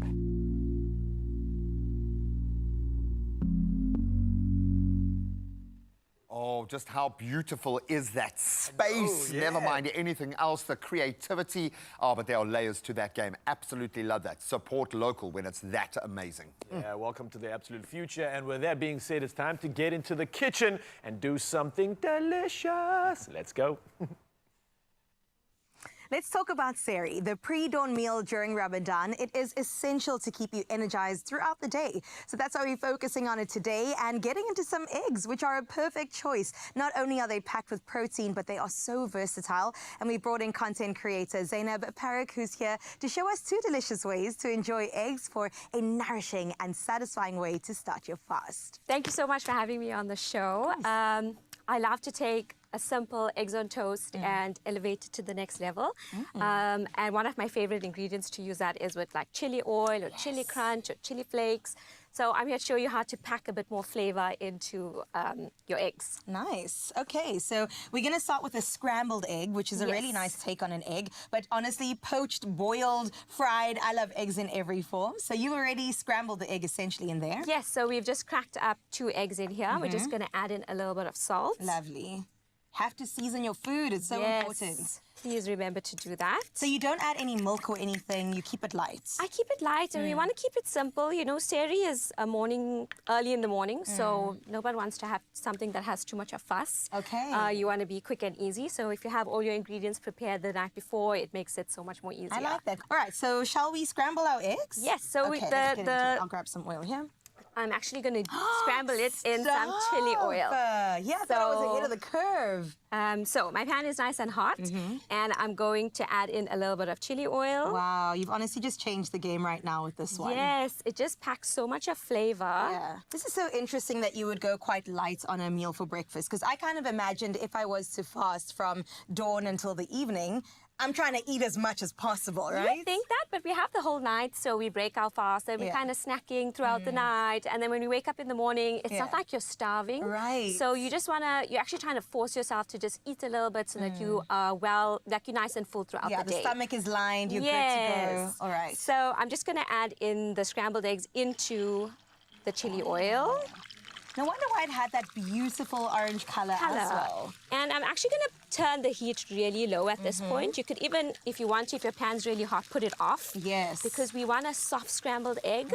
We don't want to have like a spongy, overcooked egg. No, even dry eggs, because no one loves a dry egg. And if you look at this, it's like the chili oil just helps it to get a lot of flavor and color, and it's something so much more exciting to eat. It also already smells good in here. I mean, come on. So yes. That didn't take much time at all. Not at all. Okay. So I'm just going to show you the assembly on the side. So here we have a lightly buttered and toasted English muffin. So we're using butter, some olive oil. What are we doing? Whatever you prefer, but I would say butter or olive oil, and then just pop it on a hot pan so you get a nice, even, golden, toasted English bun. And then I'm just going to add some smashed avocado. I love this. Avocado is delicious, but I mean, I'm sure it's got other benefits too. It's delicious, and it also is, it's a good fat, it's a healthy fat, and it's going to help you to keep full for longer throughout the day. So we're just going to add that. Yeah, you can eat this here with me. I'll eat this. And then we're just going to add our scrambled eggs on top. Yum. I would usually go for 2 of these, you know, to keep myself nice and full. Absolutely. And like you said, it is quite nutritious, so you're also ticking all the boxes of of course, the supplements that you can take in your natural food intake. Of course. And, you know, you don't want to go and be unhealthy during the month of Ramadan. You want to give your body, like, nutrition. You want to be healthy. Exactly. So we must look for ideas that are going to be you know, along that line. And then to top this off, I'm going to add in some of the Woolies onion chili crunch. Okay, if there's one thing about Zainab we're learning, she loves a bit of spice. I love a bit of spice. And if you feel like it's too spicy for you, you can always leave out any of these things. I know some people get a little bit of heartburn, but, you know, I welcome maybe it. skip this step. But this is also a nice texture that it adds. It does. It's got a nice crunch to it. It's really tasty. I love it on my eggs. And then I'm just going to top it with some spring onions because, you know, it looks pretty. Yes. And it gives it a little bit of flavor. Very aesthetic. And here we have this beautiful seri meal. I would be very excited to eat that in the morning. Same I don't know about here. you. Oh my goodness. We also eat with our eyes first, so that's incredible.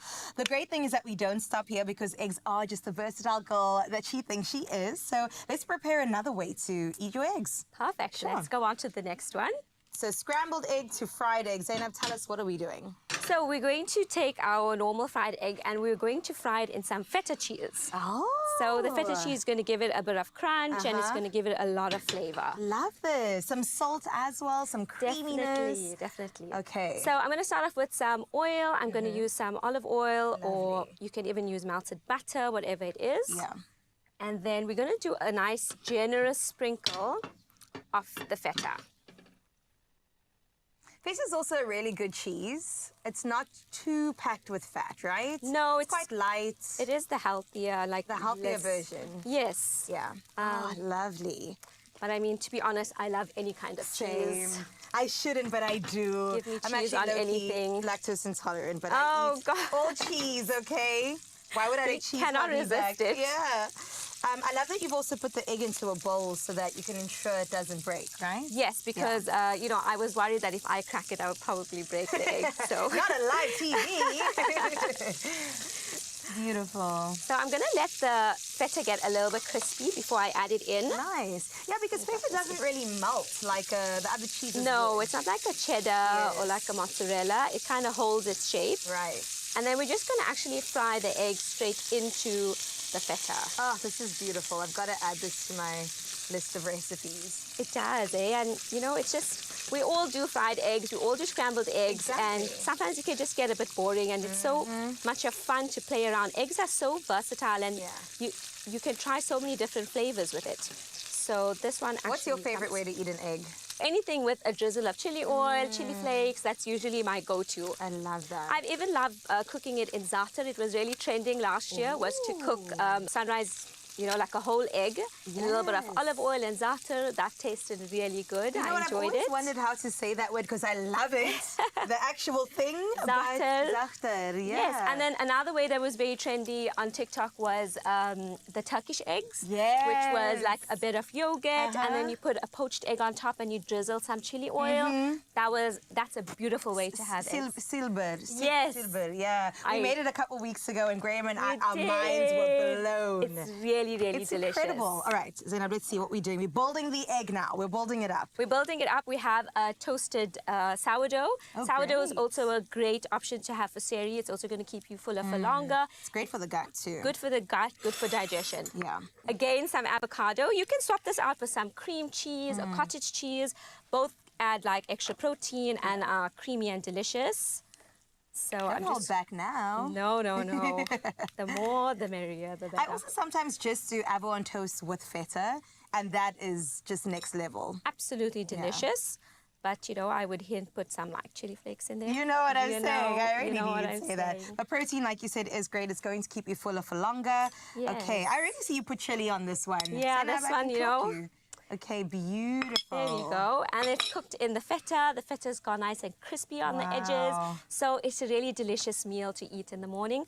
Again, I would have 2 of these for seri, and it will keep me nice and full for, you know, a good few hours. Oh, I love that. ExpressoShow.com is where you find all these recipes. And to all those that are, of course, observing the month of Ramadan, we just wish you all the best and hope that it is a month of clarity and just beauty for you. So you can shop all these ingredients, of course, at Woolworths to get the best quality. Available in-store, online, and, of course, on Woolies Dash.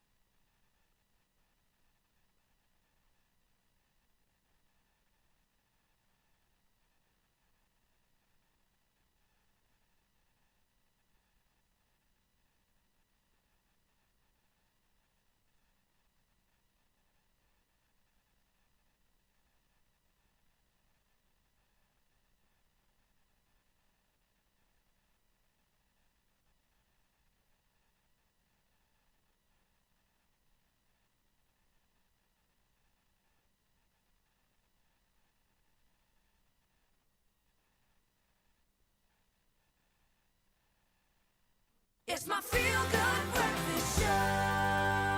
Welcome back. It is your Feel Good Breakfast show right here. It's Expresso on S3. For your final bit of news, we've got to delve into those national headlines first. Now we get started with President Cyril Ramaphosa, who has urged educators to intensify efforts to improve early childhood learning, particularly in reading and mathematics. Now speaking at the 2025 Basic Education Sector Lekgotla in Ekurhuleni, he highlighted concerning literacy and numeracy statistics, citing a 2021 study that found over 80% of grade 4 learners cannot read for meaning in any language. He warned that failing to address these gaps could have long-term consequences. At the same time, Lekgotla Minister Siviwe Gwaruba emphasized that strengthening education requires a leadership approach that transcends party politics. Now let's look at your international news-making headlines, where King Mohammed VI has urged Moroccans to forego sheep slaughter during Eid al-Adha due to a sharp decline in the country's herd, worsened by 7 years of drought. Morocco's herds have shrunk by 38% in a decade, pushing meat prices up and prompting imports of 100,000 sheep from Australia. The king warned that performing the rite would burden low-income families. Now, his father, Hassan II, made a similar appeal in 1966. To ease costs, Morocco has lifted import tax and VAT on livestock and red meat. And finally, for your news for today, Cape Town streets are set to burst with colour and joy tomorrow at the Good Hope, as Good Hope FM proudly sponsors the 2025 Pride Parade and Mardi Gras. Now, with the theme Rainbow ID, this year's festival celebrates diversity and embraces every unique identity under the rainbow. The parade will start in Devatakant, leading to the Greenpoint track, where a dazzling lineup awaits, including the likes of Craig Lucas, Jimmy Nevis, he plays violin, and a star-studded drag performance. Now, Good Hope FM will broadcast live, keeping the energy high. From food trucks to a glittering pride market, the day does promise to be fun and have lots of love and especially unity. Now, Cape Town Pride 2025 is more than just a party. It's a powerful statement of inclusion, but we definitely won't be partying. It's where we leave your last bit of news for this morning. Let's delve into sports for the last time.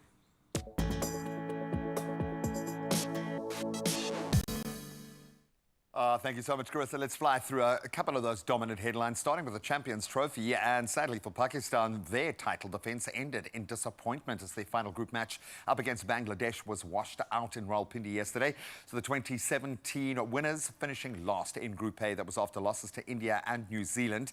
Meanwhile, the Proteas, Australia and Afghanistan still in the hunt, battling it out for those last two semi-final spots in Group B.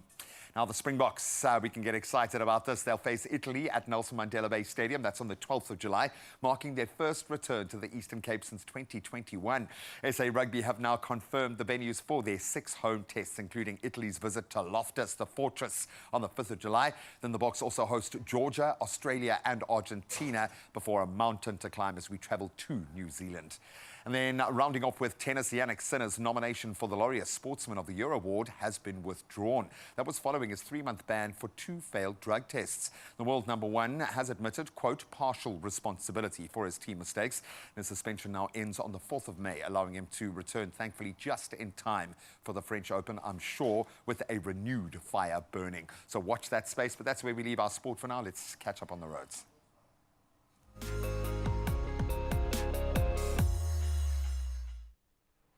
Thank you so much, Eman. And yes, one last time, let's see how we can assist you on the roads this morning. And we're going to start off in Soweto, Gauteng. Now, traffic is at a standstill, and that's due to congestion along the N1 northbound before Golden Highway. And that's towards the N12. Now, as a result, and as you can see from the visuals, heavy delays are being experienced, so do plan your route accordingly.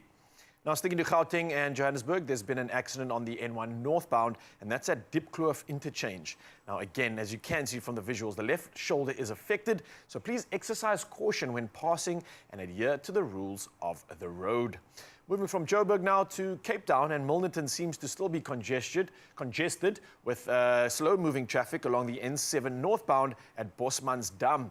Now, delays are expected, and please do allow for added travel time to this morning's commute. And if you're on the roads, buckle up, stay safe, and plan accordingly. For now, though, let's head to the skies one last time and find out what's happening with weather.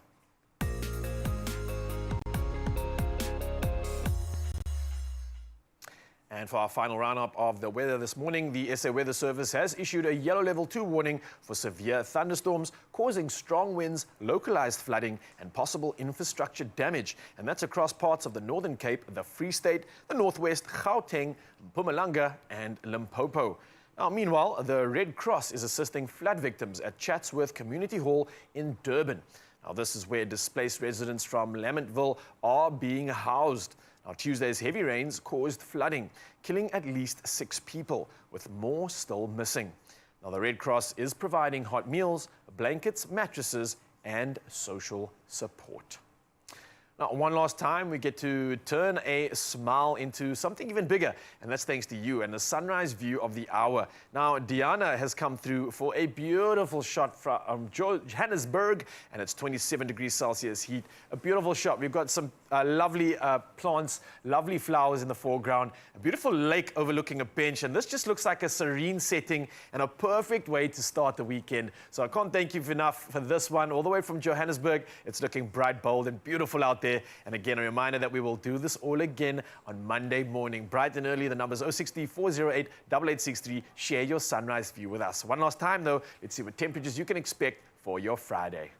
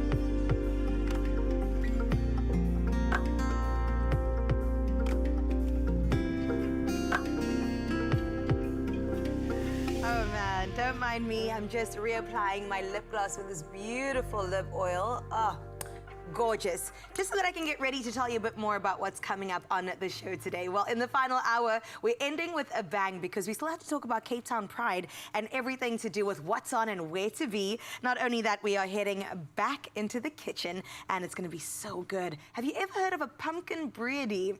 Or a pumpkin stew in English? Absolutely divine. Definitely reminds me of my childhood. A little bit of nostalgia and a lot of partying is going down right here on your Feel Good Show.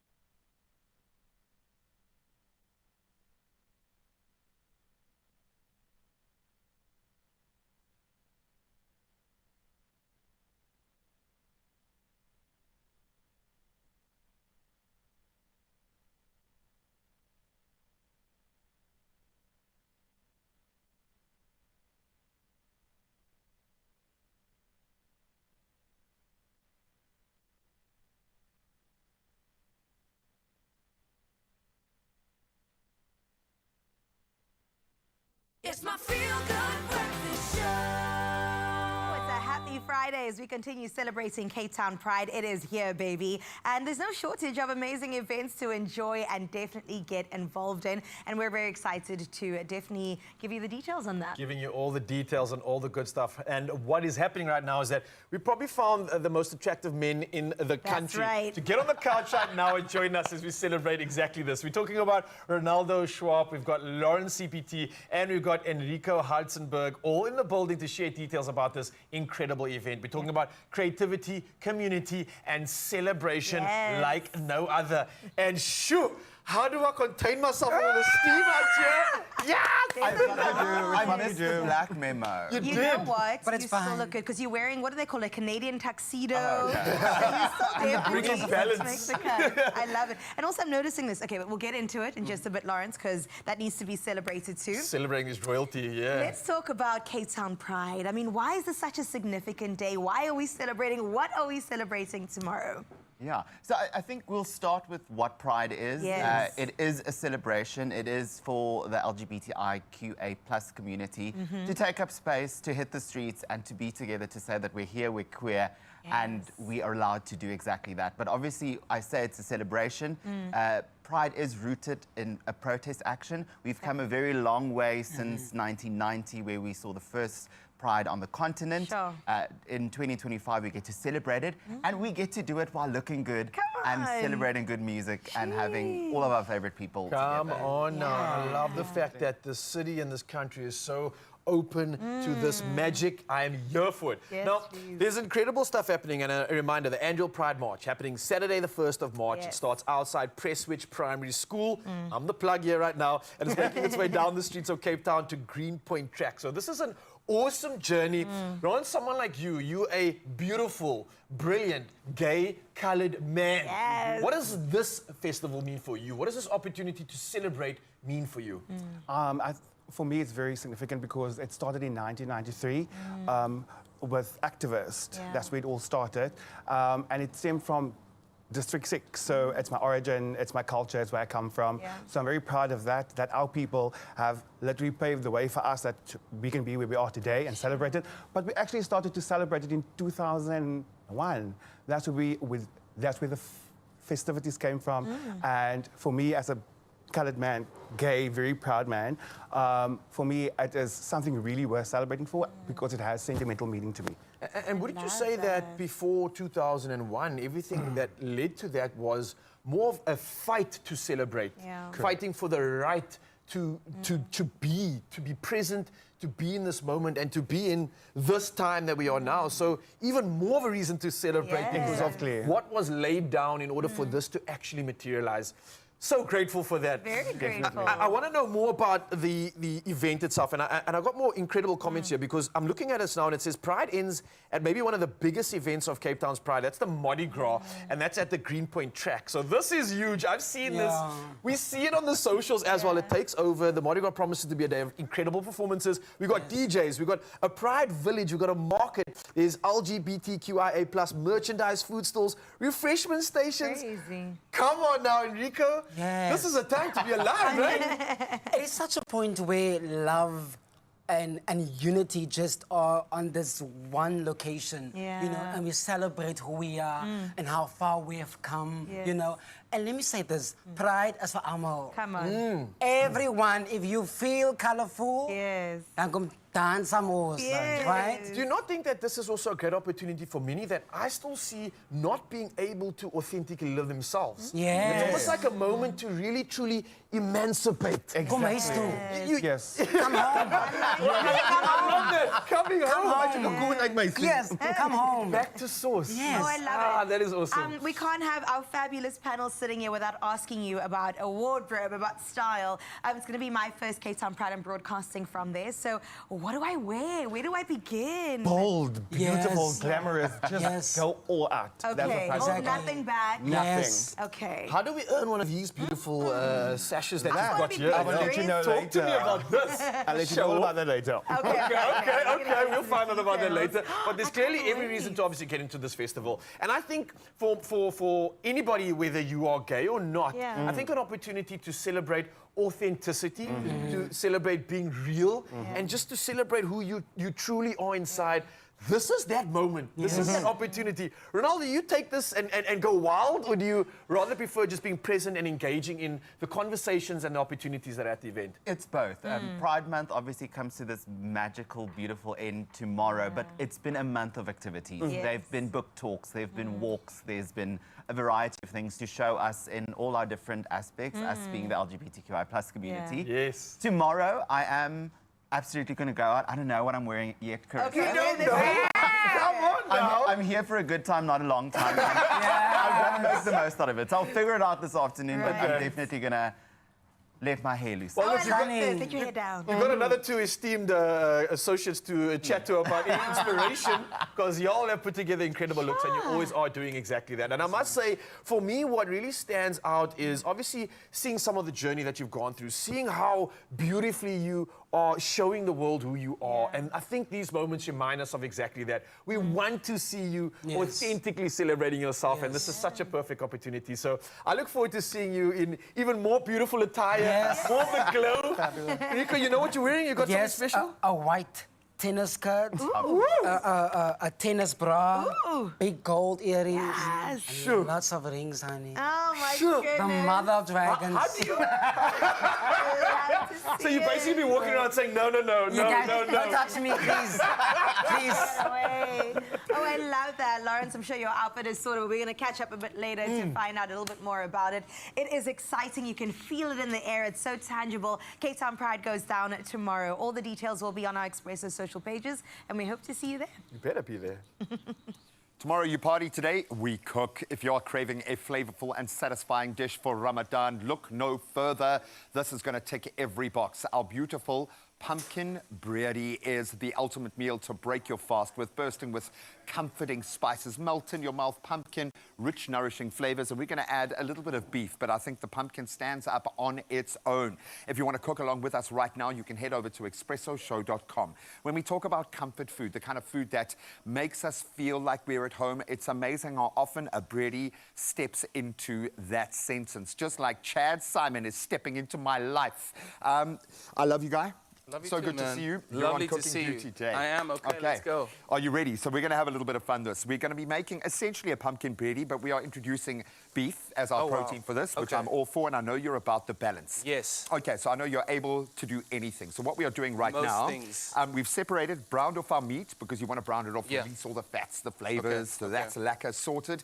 In that oil, we are now sauteing our onions, and you're going to add a little bit of chopped up or finely minced garlic. You can just gooi it in there. And you kind of know it's winning when it starts to get this translucent color. Yeah. You seem pretty confident. Are you a bready kind of guy? What's your vibe when it comes to this kind of slow cook? You know, I love slow cooked meals. I love taking my time. I love the soul that goes into it, so yeah. Completely. Does that mean you are the guy? Do you take care of the family cooking? I take care of Sundays, to be honest. Oh, That's my really? day. Yeah. Sunday lunch is my day, so. Well, no pressure. So what's your go-to on a Sunday? I mean, I think it's seasonal. Throughout winter, I enjoy a good curry, making a good curry, seafood type curry. But for the most part, I think each and every Sunday, I kind of wake up and I say, okay, what am I going to make today? What's the inspo? It's just a beautiful thing, man. There's something about Sunday lunch that is so nostalgic. It's so connection, special. it's family. No, for sure. It's where you connect the generations. I love that. That's looking beautiful. I think we can up the stakes now. We're going to introduce our tomato, which obviously brings a nice acidity. And what I love about making a curry or anything like this, like a slow cook, is layering it up. Absolutely. Layering the flavors, infusing the oil with the flavors of the spices and such, and that is where we're at right now. We've got a beautiful range of spices. We've got ground cumin. Oh, ground coriander. Oh, come on. Turmeric, which I'm discovering is like my new superfood. Turmeric is the one, man. Oh, dude, if you want to hit the parasites, you want to cleanse your system. Absolutely. And I'm starting to really enjoy the flavor profile now because I'm introducing it in really different ways. Yeah. You know, it's much like making a song. You know, you're adding all the different elements. You're adding the words to form sentences, the sentences to form verses. And then and at the end of it, we have a song when we get to the end of the meal, basically. So. And I love the fact that then it's so much bigger than the sum of the parts. Yeah. Because it becomes something different. Come on now. We are dropping bombs this morning. I hope you're writing this stuff down. That's looking beautiful. And I like the fact that we're infusing the oil with the spices. And that was a tip when making curries when I initially started out. Get as much flavor into that oil because that's what's going to permeate. Absolutely. Okay, we're even using big words. So for the sake of TV, we are going to, I'm going to say throw in the bay leaves now just because they're just so cool. Okay. We love bay leaves. Yeah, bay leaves. And now we're going to reintroduce our beautiful browned meat. And we've gone with very fatty beef. Okay. I'm big on getting good fats with big protein. Absolutely. Got to have it. You've got to have it. Otherwise, your body can't absorb half the protein. And of course, that's where the flavor is. So let it sing. And then, of course, not to be outshone, our hero of this dish is our pumpkin. Man of the match. Hey, look at him. He's coming. This is like the bomb squad coming in now. Ready? Boom. The bomb squad Brady. That's what we're calling this. I love fact, that name. I love that name. I love the fact that I can say these things. I can butcher the pronunciation of all of these local dishes and no one gives me any stick because I'm just so passionate about the food, man. Passion will get you very far, Graham. Exactly. So that's smelling amazing. I like the fact that you're doing exactly what it says on the brief. Coat everything with that flavor. Get that oil everywhere that you can. Yeah. And once you, being our lead here, feel that you've got the flavors everywhere, we're going to just pour in our stock. Oh, come on. Love that. We've gone with a vegetable stock here, which would obviously go with the vegetable vibe if you were going just the pumpkin route. But if you want to ramp it up with a stock that reflects the meat. You could probably go a beef stock as well if you wanted 100%, my friend. But I'm here for the veggie stock. Now think of the layers of flavor. So for me, it says cook it low and slow. I think so. Just give it its time, 45 minutes to an hour at least. And I know that the meat is already cooked, so that's just going to get more tender, more of that fat's going to render. It's going to be beautiful. Because we've got a little bit of tomato in there, I'm going to suggest, but it's up to your taste buds. A little bit of sugar. I was about to say, we got to get that balance, right? Do it, because you are one of the most well-balanced individuals that I know. You really are, dude. Thank you. And it wasn't always like that. When we met, we were both at extremes in our lives. When we met, you started here and I started here. That's what I'm saying, dude. I can remember a very poignant conversation we had in a particular spot in Sea Point on the promenade that was really important to me. And I get you now. I understand where the music comes from in the most powerful way. So Thank you. I feel so privileged to have new music here. That. What is going to be the next performance this morning for the people? I'm doing the latest single of my EP. It's called Midnight. So it's nice and vibey, it's upbeat, it's fun, and yeah, man, I think I'm always looking forward to performing new music here. This is where I do it, so... I love it. No, this is your home, dude, and I'm loving the purest R&B vibe that's coming back there. I think there's space and time for that. We love it. Lawrence CPT is in the house. If you're looking for your hookup for Pride this weekend, a hookup for culture this weekend, a hookup for inspiration, look no further. After the break, we're going to get into a beautiful conversation there. And yes, have a little taste of our Brady, which is coming along beautifully, man. Look at you. You can do anything.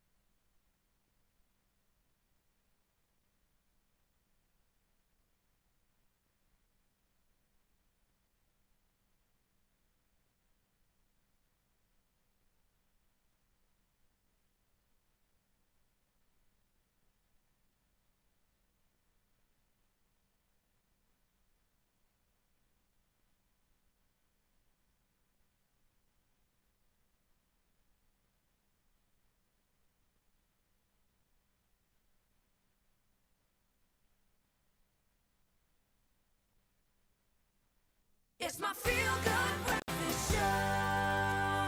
Welcome back.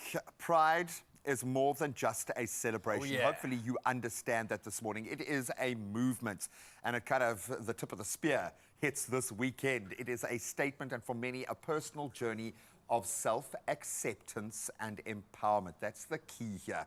Our guest today embodies all of that and more. Oh, something has happened in his world. He is the host of Reality Bites and brilliant in that space. He's also a finalist for Mr. and Miss Pride 2025. Can we put our hands together for Lawrence CPT and the sash?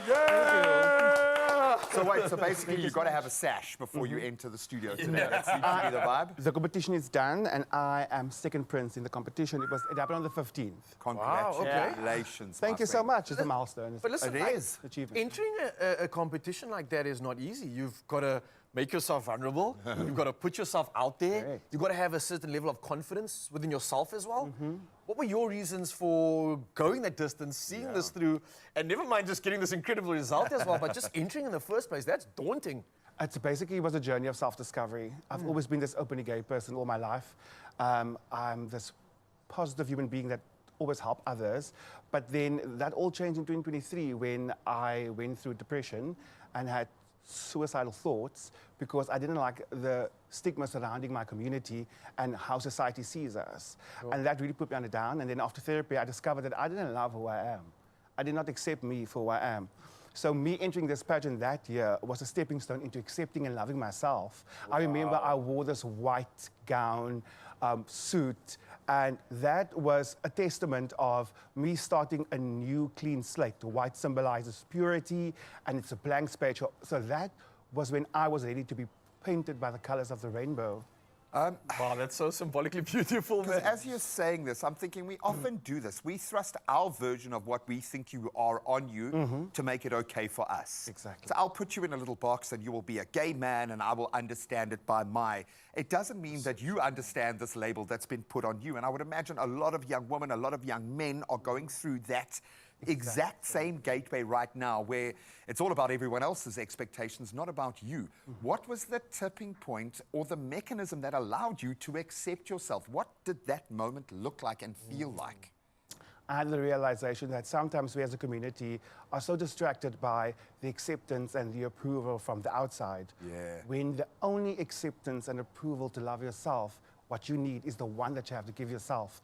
And that sparked the change for me. And then I was like, let's do it. Let's go, Lawrence. Now you're ready to step in and be an ambassador and be a leader and be a spokesperson for your community. And that's what I'm trying to do each day of my life. And also through my social media platform.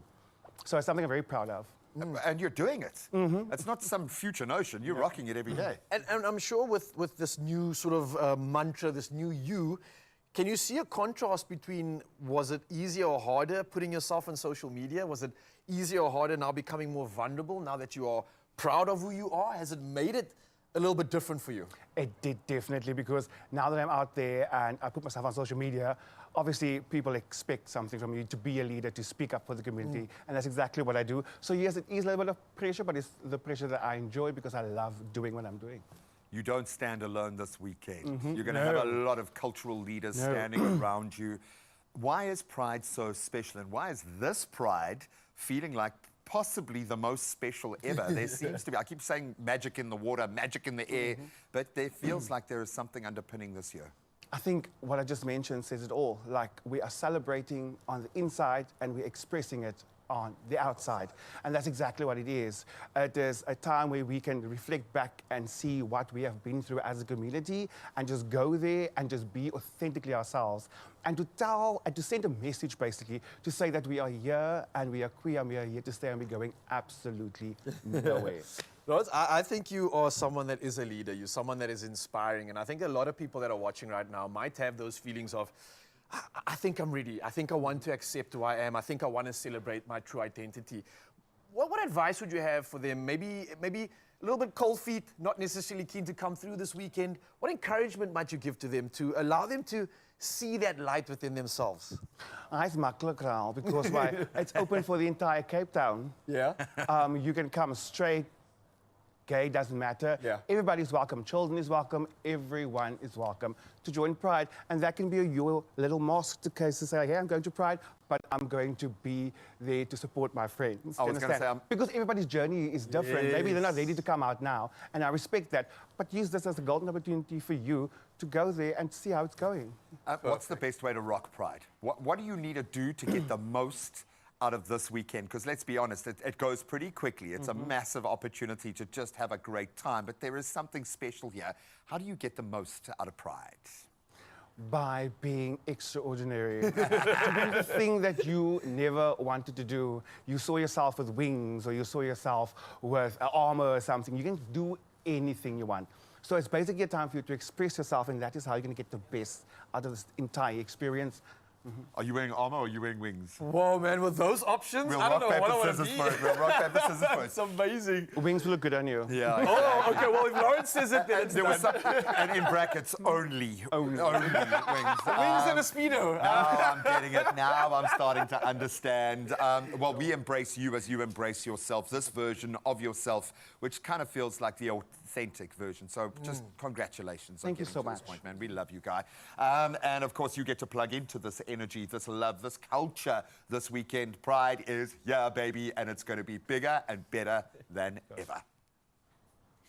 Very much looking forward to it. But of course, to step out, we've got to look good from our skin all the way to the outfit. And today we're exploring the fascinating world of K-beauty, the Korean skincare trend that truly has taken the globe by absolute storm. And we've got the gorgeous makeup artist and content creator with us. Lindy Lin is in the building. So join me as we explore the reasons behind the hype, man, and the impressive results, and also highlight some of her personal favorite K-beauty products. Lindy, welcome. Thank you. Lovely products before us, right? But let's start at the basics of this and talk about the K-beauty trend itself. Why do you think it took the world by storm the way it did? Well, I mean, I think there's a few different factors. I mean, K-beauty, K-pop, for instance, amazing. I personally love the fact that K-beauty focuses a lot on a holistic approach with their products. They use a lot of natural ingredients. The products are very affordable and super effective. I think that's like the biggest... Which is what you want in skincare. If I'm going to part with money, whatever it is from 100 to 1,000 Rand, it needs to make an impact on my skin itself. And you've seen results. Yes, have you used K-beauty products? I definitely have. I mean, one of the first Korean beauty pop-ups came to South Africa in 2019. I think that was just before COVID. So we were all doing our sheet masks and all trying all the products. I absolutely also love the fact that they focus a lot on their packaging. Their packaging is always so cute, you know. And it's not the most important aspect, but it's It matters. It matters. Exactly. It's actually the deciding factor of whether or not I'm going to take you off the shelf and try it. You know what I mean? Okay, so let's get into some of the products. Maybe you can point out some of your favorites. Okay, so Laneige is definitely one of my favorites. I love I knew you were going to ask me which is like your sort of go-to all the time. And I actually always have this lip balm in my bag. It is the sleeping mask, but it is so super I've seen this all over social media. It is a beauty cult favorite. I'm going to smell it too. It even comes with a cute little scoopy. Comes with an applicator. Yeah, look at that. But I don't it even... smells divine. Exactly. Sometimes I don't even use lip gloss because, you know, everything's about makeup. Nowadays, I use a lip liner and then I actually just use this lip balm. And it provides some sort of a plumper look, a glow. There's the word. And also because the air is so dry, you need a lot of hydration. So it actually is moisturizing. Super moisturizing. It lasts hours. Oh my goodness. Okay, so that is Laneige. What else do we have on the table? Oh, we have quite a few different. We've also got Herborian, which is one of my favorites. It is a CC cream, so color correcting cream. And what I really like about this one is that it sort of gives you like a glow with also having skincare benefits, but at the same time it kind of matches your skin tone, which is great. Now let's try. This one says caramel. Is it caramel? Okay, so you try on my skin and then let's see the brown. This is the caramel CC cream. If you look at it, you're it like... It comes out white. Oh, you're like, oh, stress, these people don't know my shade. Yeah. But then just give it a cute can I go? Yes, go. Stop it! Yes, lovely. Wait, how does it do that? I don't know. Technology. Science. Yes, and it just gives you this beautiful glow, beautiful sheen. A lot of us don't really like to wear makeup all the time. Right. So if you want something that's just going to give you that lovely glow. And I've obviously used too much, but a little definitely goes a long way. And this shade is perfect too. That's incredible. Okay. We believe you when you say caramel. Okay, fine. Stunning. Now, this really caught my eye. Sheet masks are really like all the trend right now. Yes, exactly. And this one is like a whole bunch of sheet masks. It is a whole bunch. This is Mary and May, so it's also a really good vegan product. Wow. I haven't tried the specific mask itself, but I love the packaging. I love that it comes with little tweezers. You choose these little, you pull out your little mask. Okay, let's see. Try and pull one out. Or it's closed. Let's open it. Okay, let's try. Oh my gosh, this is so cute. Look at that. Open. Oh my goodness. It's happening. It's happening. I love the little container. It reminds me of like a little tissue box as well. Yes. Okay, Put this so next to your bedside before you go to bed. Let's get the tweezers. Grab yourself a mask. Oh. I feel like I'm choosing some food here. And you got a mask. Wow. So cool. Okay, let's see. Let's open it. Yes. Okay, and sheet masks are really great. It's like a punch of serums to the face. Exactly. And it also acts really well as a makeup primer, which is great. Ah, so I like skincare that. and makeup primer at the same time. Okay. Mary and May, what is happening? Here we go. Here we go. Oh, this Let me help you. Yes, there we go. Look at her. I mean, don't know if I'd recommend the going home in musketeers. the dark with your man. You might be a little bit scared waking up to one of these, but that is very cute. I really absolutely love that. I'll save that one for later. Yes. In terms of skincare, there's so much more. I mean, here we've got a peptide complex serum. Youth and glow. Really My good. goodness. And these products smell so good. They always, well, most of them are fragrance free, but you get that natural sort of ingredients that you can smell in there. This one is very... Wow, very clean. Very, very clean. This one particularly says fragrance free, so I think they particularly don't want anything Right, to smell good. I love that. Okay, I've got to ask you though, as you look for the rest of them, Okay. what's your favorite? Are you going to go for the lip mask? You know, I think the Laneige also, they have this also water mask. So I find my skin particularly is really dehydrated, really dry, especially because of the two babies. I wasn't going to mention them, but you don't get much sleep. The babies, yes. So you don't get much sleep, and you need something to hydrate to make you look like you didn't go to bed at 3 a.m. Or had no sleep at all. Exactly. So this is an evening thing you just So it's place an on your evening face. mask. You place on your face, leave it on even. But the one product that I walk around with all the time in my bag, and my husband uses it as well, is the lip mask. I love it. It also comes in minis, so you can definitely walk around with those. Exactly.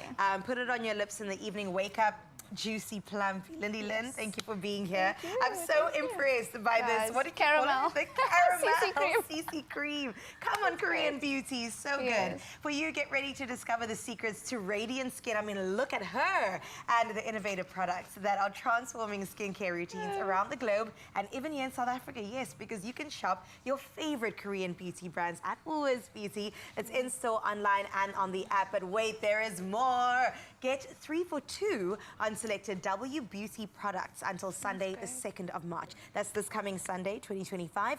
And this offer is available in-store, online, and of course on the app too. So happy shopping, and here's to great skin. T's and C's, of course, apply.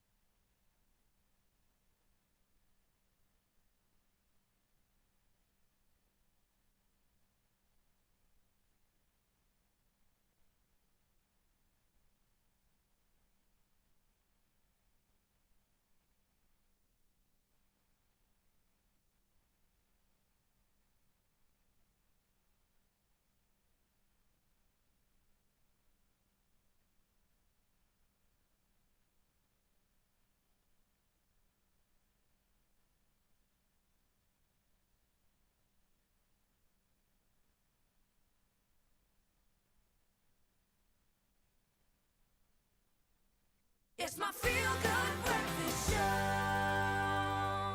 Hey, I'm Zanzi. Welcome back. It's your Feel Good Breakfast Show. And let me just do the following. Let's roll up our sleeves and dive into another episode of Handy Heroes.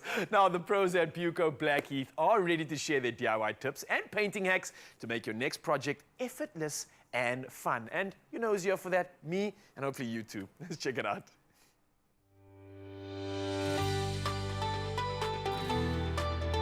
Powered by Plascon, today's handy heroes come from Buco Blackheath in Cape Town.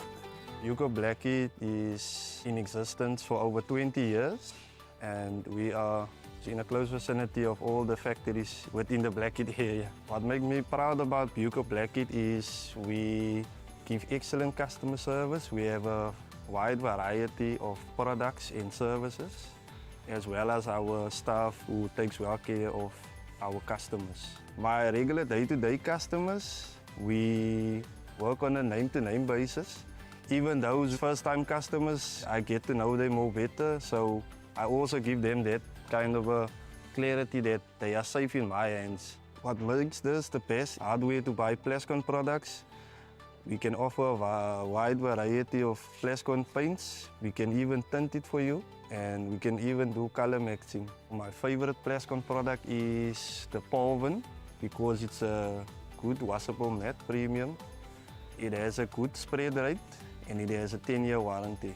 My DIY tip out for the customers out there is failing to prepare is preparing to fail. So preparation is always key. Today's handy heroes is powered by Plascon Wall and All. Unmatched dirt, stain, water and fade resistance to keep your walls beautiful for years. Plascon, together we've got this. Yeah, I told you they got you covered. Now, if you're looking for that sanctuary, you want to spruce up your space, you know where to go. And speaking of your space, if you've got a space and it's your sanctuary and it's a safe space, then you want to have some fun and maybe take up this challenge. Because we thought the country blend was just for spreading. Well, no, we need to think again, because it's been inspired by artist Carl Mash's incredible giant sculpture made entirely from Stalk Country Blend. Yes, you are listening and hearing correctly. So today's challenge takes edible artistry to a whole new level with our presenters. And what they're going to do is have just 2 minutes to shape quenelles and transform them into their own edible masterpieces. Bum, bum, bum. This isn't going to be a mess at all. No. Okay, bearing in mind we have just watched one of the best artists in the country sculpt something truly remarkable, but now I'm looking forward to it. I love the fact, for me, it was the structure that they were able to create with something that I can't imagine a lot of people have done much sculpting out of this kind of material. But I mean, look at that. And I'm sure the temperature must be so important to not have this melting, keeping the structural integrity, and then still having your artistic vision. Were you not the first person when this whole thing was laid out to us? What were your exact first words? Make sure that there's bread. Exactly, okay. All right, listen up. Let me explain to you what's going to be happening here, all right? We've got incredible options when it comes to the addition to our modified butter spread here. We've got garnishes, edible flowers, spices, and herbs. We want to create something beautiful, and the final creation is going to be judged on creativity, on how you put it together, the shapes, and the presentation. Wow. So go wild, go crazy, and have fun with it. Listen, I struggle to quenelle ice cream, so I don't even know if I'm going to be able to do it with our Stalk Country Blend. Really? But I'm willing to give it a try. Now, I'm inspired by the creativity of this one. Hey, Are you hang going on. for the... Is it a time challenge? Yes, guys, 2 minutes. Wow. Hey, she's on it. Okay, officially, let this competition begin in 3, 2, 1. 2-minute timer has begun. Let's see. I've made Cornell. You have? Kurt Cornell. Chris? Chris. Canal, yeah. Chris Canal, okay. So it's interesting that you guys are doing more of like a 2-spoon dollop method, and you didn't go for that like little sort of scrape. Back in sculpting school, we used to go two ways. It was either 1 spoon or 2 spoons. 2 spoons are always Now, better. I'm just trying to come to terms with the material here and just figure out what it's all about. It's incredibly smooth, though, eh? It is. Wow.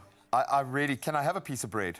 Am I allowed a piece of bread? And just a reminder, we are on a 2-minute clock here. There's like less than 70 seconds or we so. can decorate Got 80 also. seconds around there left. Let me just check in here. 80 seconds exactly, so let's get going. That's a great... What are we looking at so far? Is it an ear? Is it a nose? Does it have to be something? I hope it's something. I'm going quite avant-garde with this one. All right. I really do like the idea.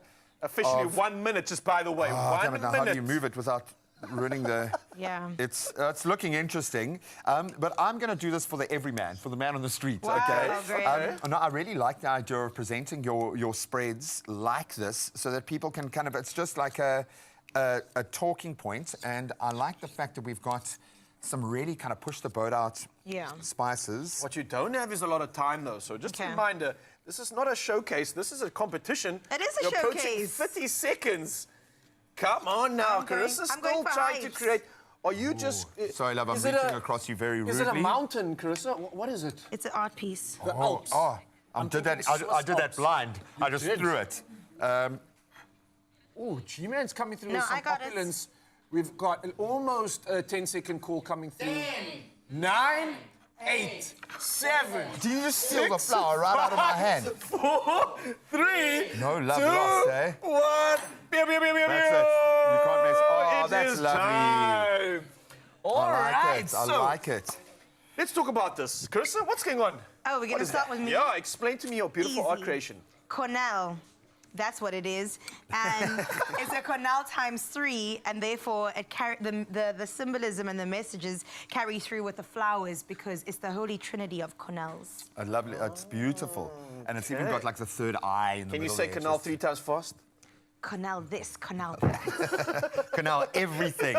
If only we could have Cornelled this. So mine was kind of more a flow of consciousness. Ooh, okay because now. I believe eating is an extension of ourselves and our current state of mind. So in my efforts to be truly authentic, I just let what was in my head fall out onto this plate. So it is very abstract and it makes absolutely no sense.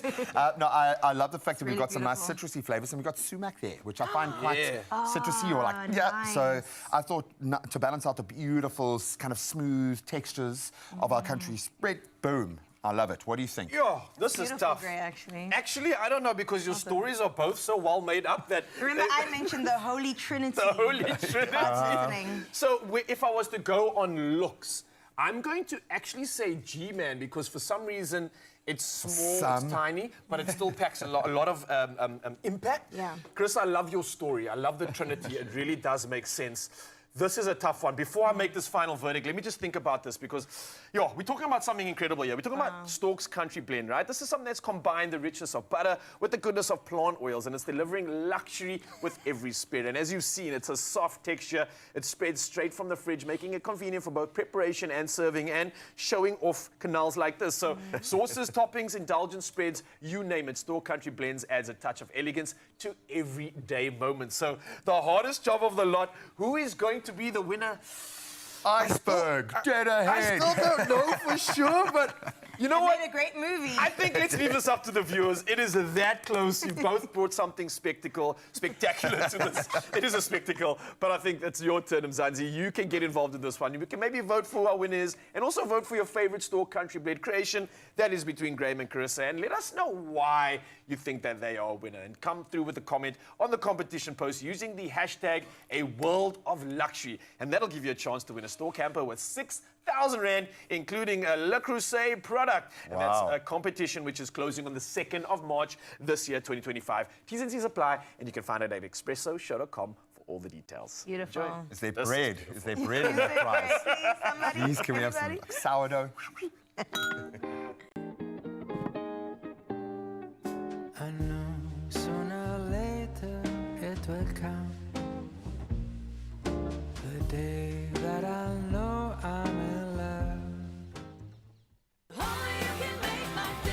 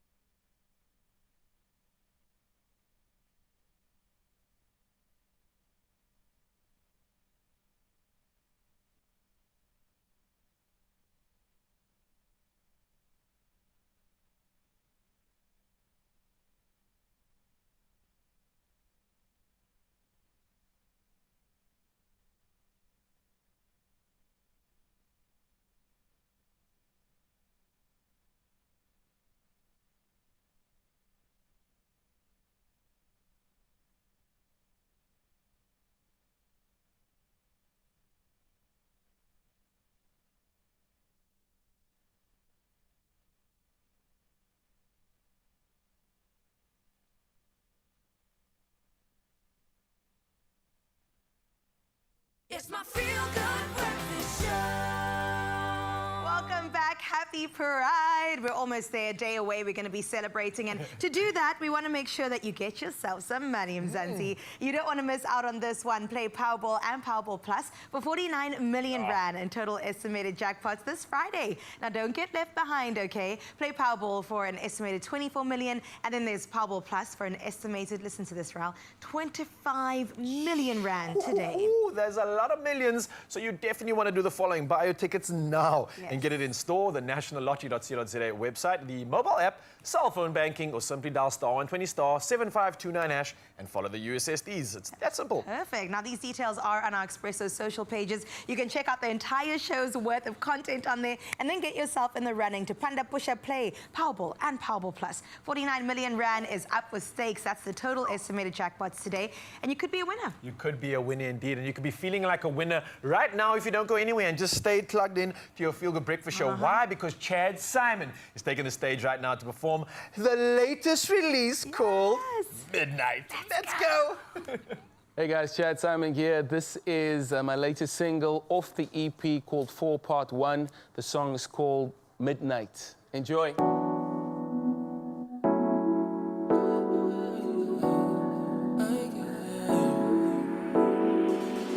I get this feeling, this flower will bloom, floor to the ceiling.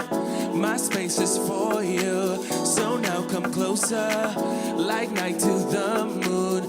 I wanna hold ya, yeah, we should stay tuned. Cause I really wanna show you something, and I really wanna let you speak your mind. If you tell me with your body language, then I'm hoping that it happens at midnight. Midnight.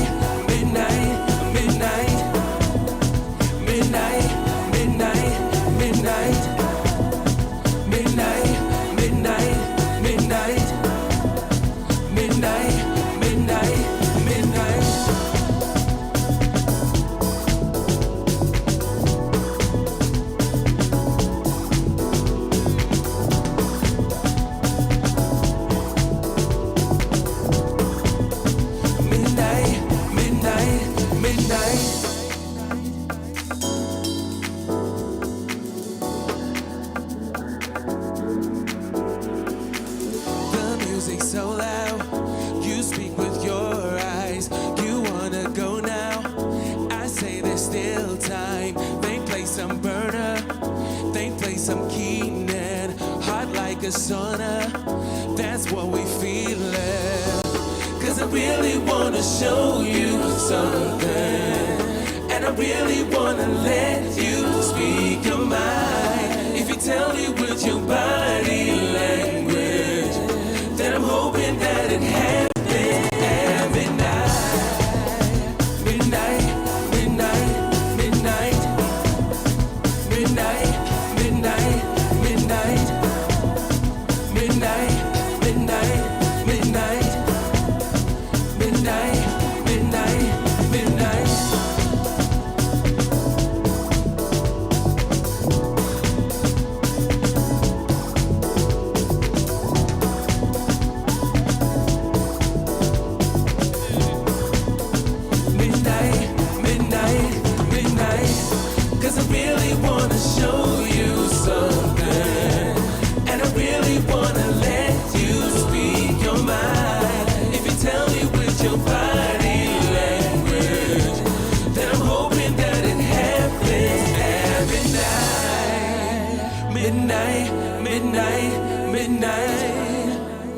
Midnight, midnight, midnight. Midnight, midnight, midnight. Midnight, midnight, midnight. Wow, man, brother, man. Chad Simon on Amapiano. How do you make it so energetic and so chilled at the same time? I think it's just balance. It's balance, it is. Speaking of balance, how on earth do you play 2 piano keyboards at the same time? I mean, that is just crazy. These are some of the best musicians in the country. And he was dancing as well while doing that at the same and time. then handsome at the same time. I mean, ridiculously handsome. Handsome That's why at they the put you same at time, I back, don't know. dude. That's why they put you at the back. Buddy, where can we see you perform? Where can we connect with you out in the streets, You know, bro? firstly, I want people just to go out there and stream the new EP. Yes. It's available on all the platforms. Then stay locked into the socials. I think that's the biggest thing, man. Chad Simon's the name. Across all platforms, connect with me, and let's just go on this And journey. for the rest of today, stop him and take photos and tag us, please. I don't want him to sit down for a second. I'll even keep this outfit on to make it easier. More recognizable. Oh, we love you guys. Thank you so much. Absolutely love the show, bro. Thank you for sharing your magic with us. This has been a celebration like no other. And we keep the celebration going to the weekend. It's Pride Month. Hopefully we see you there. And we'll see you first thing on Monday morning to talk about it. All right? Have a beautiful one. We love you. Or not talk about it. See ya.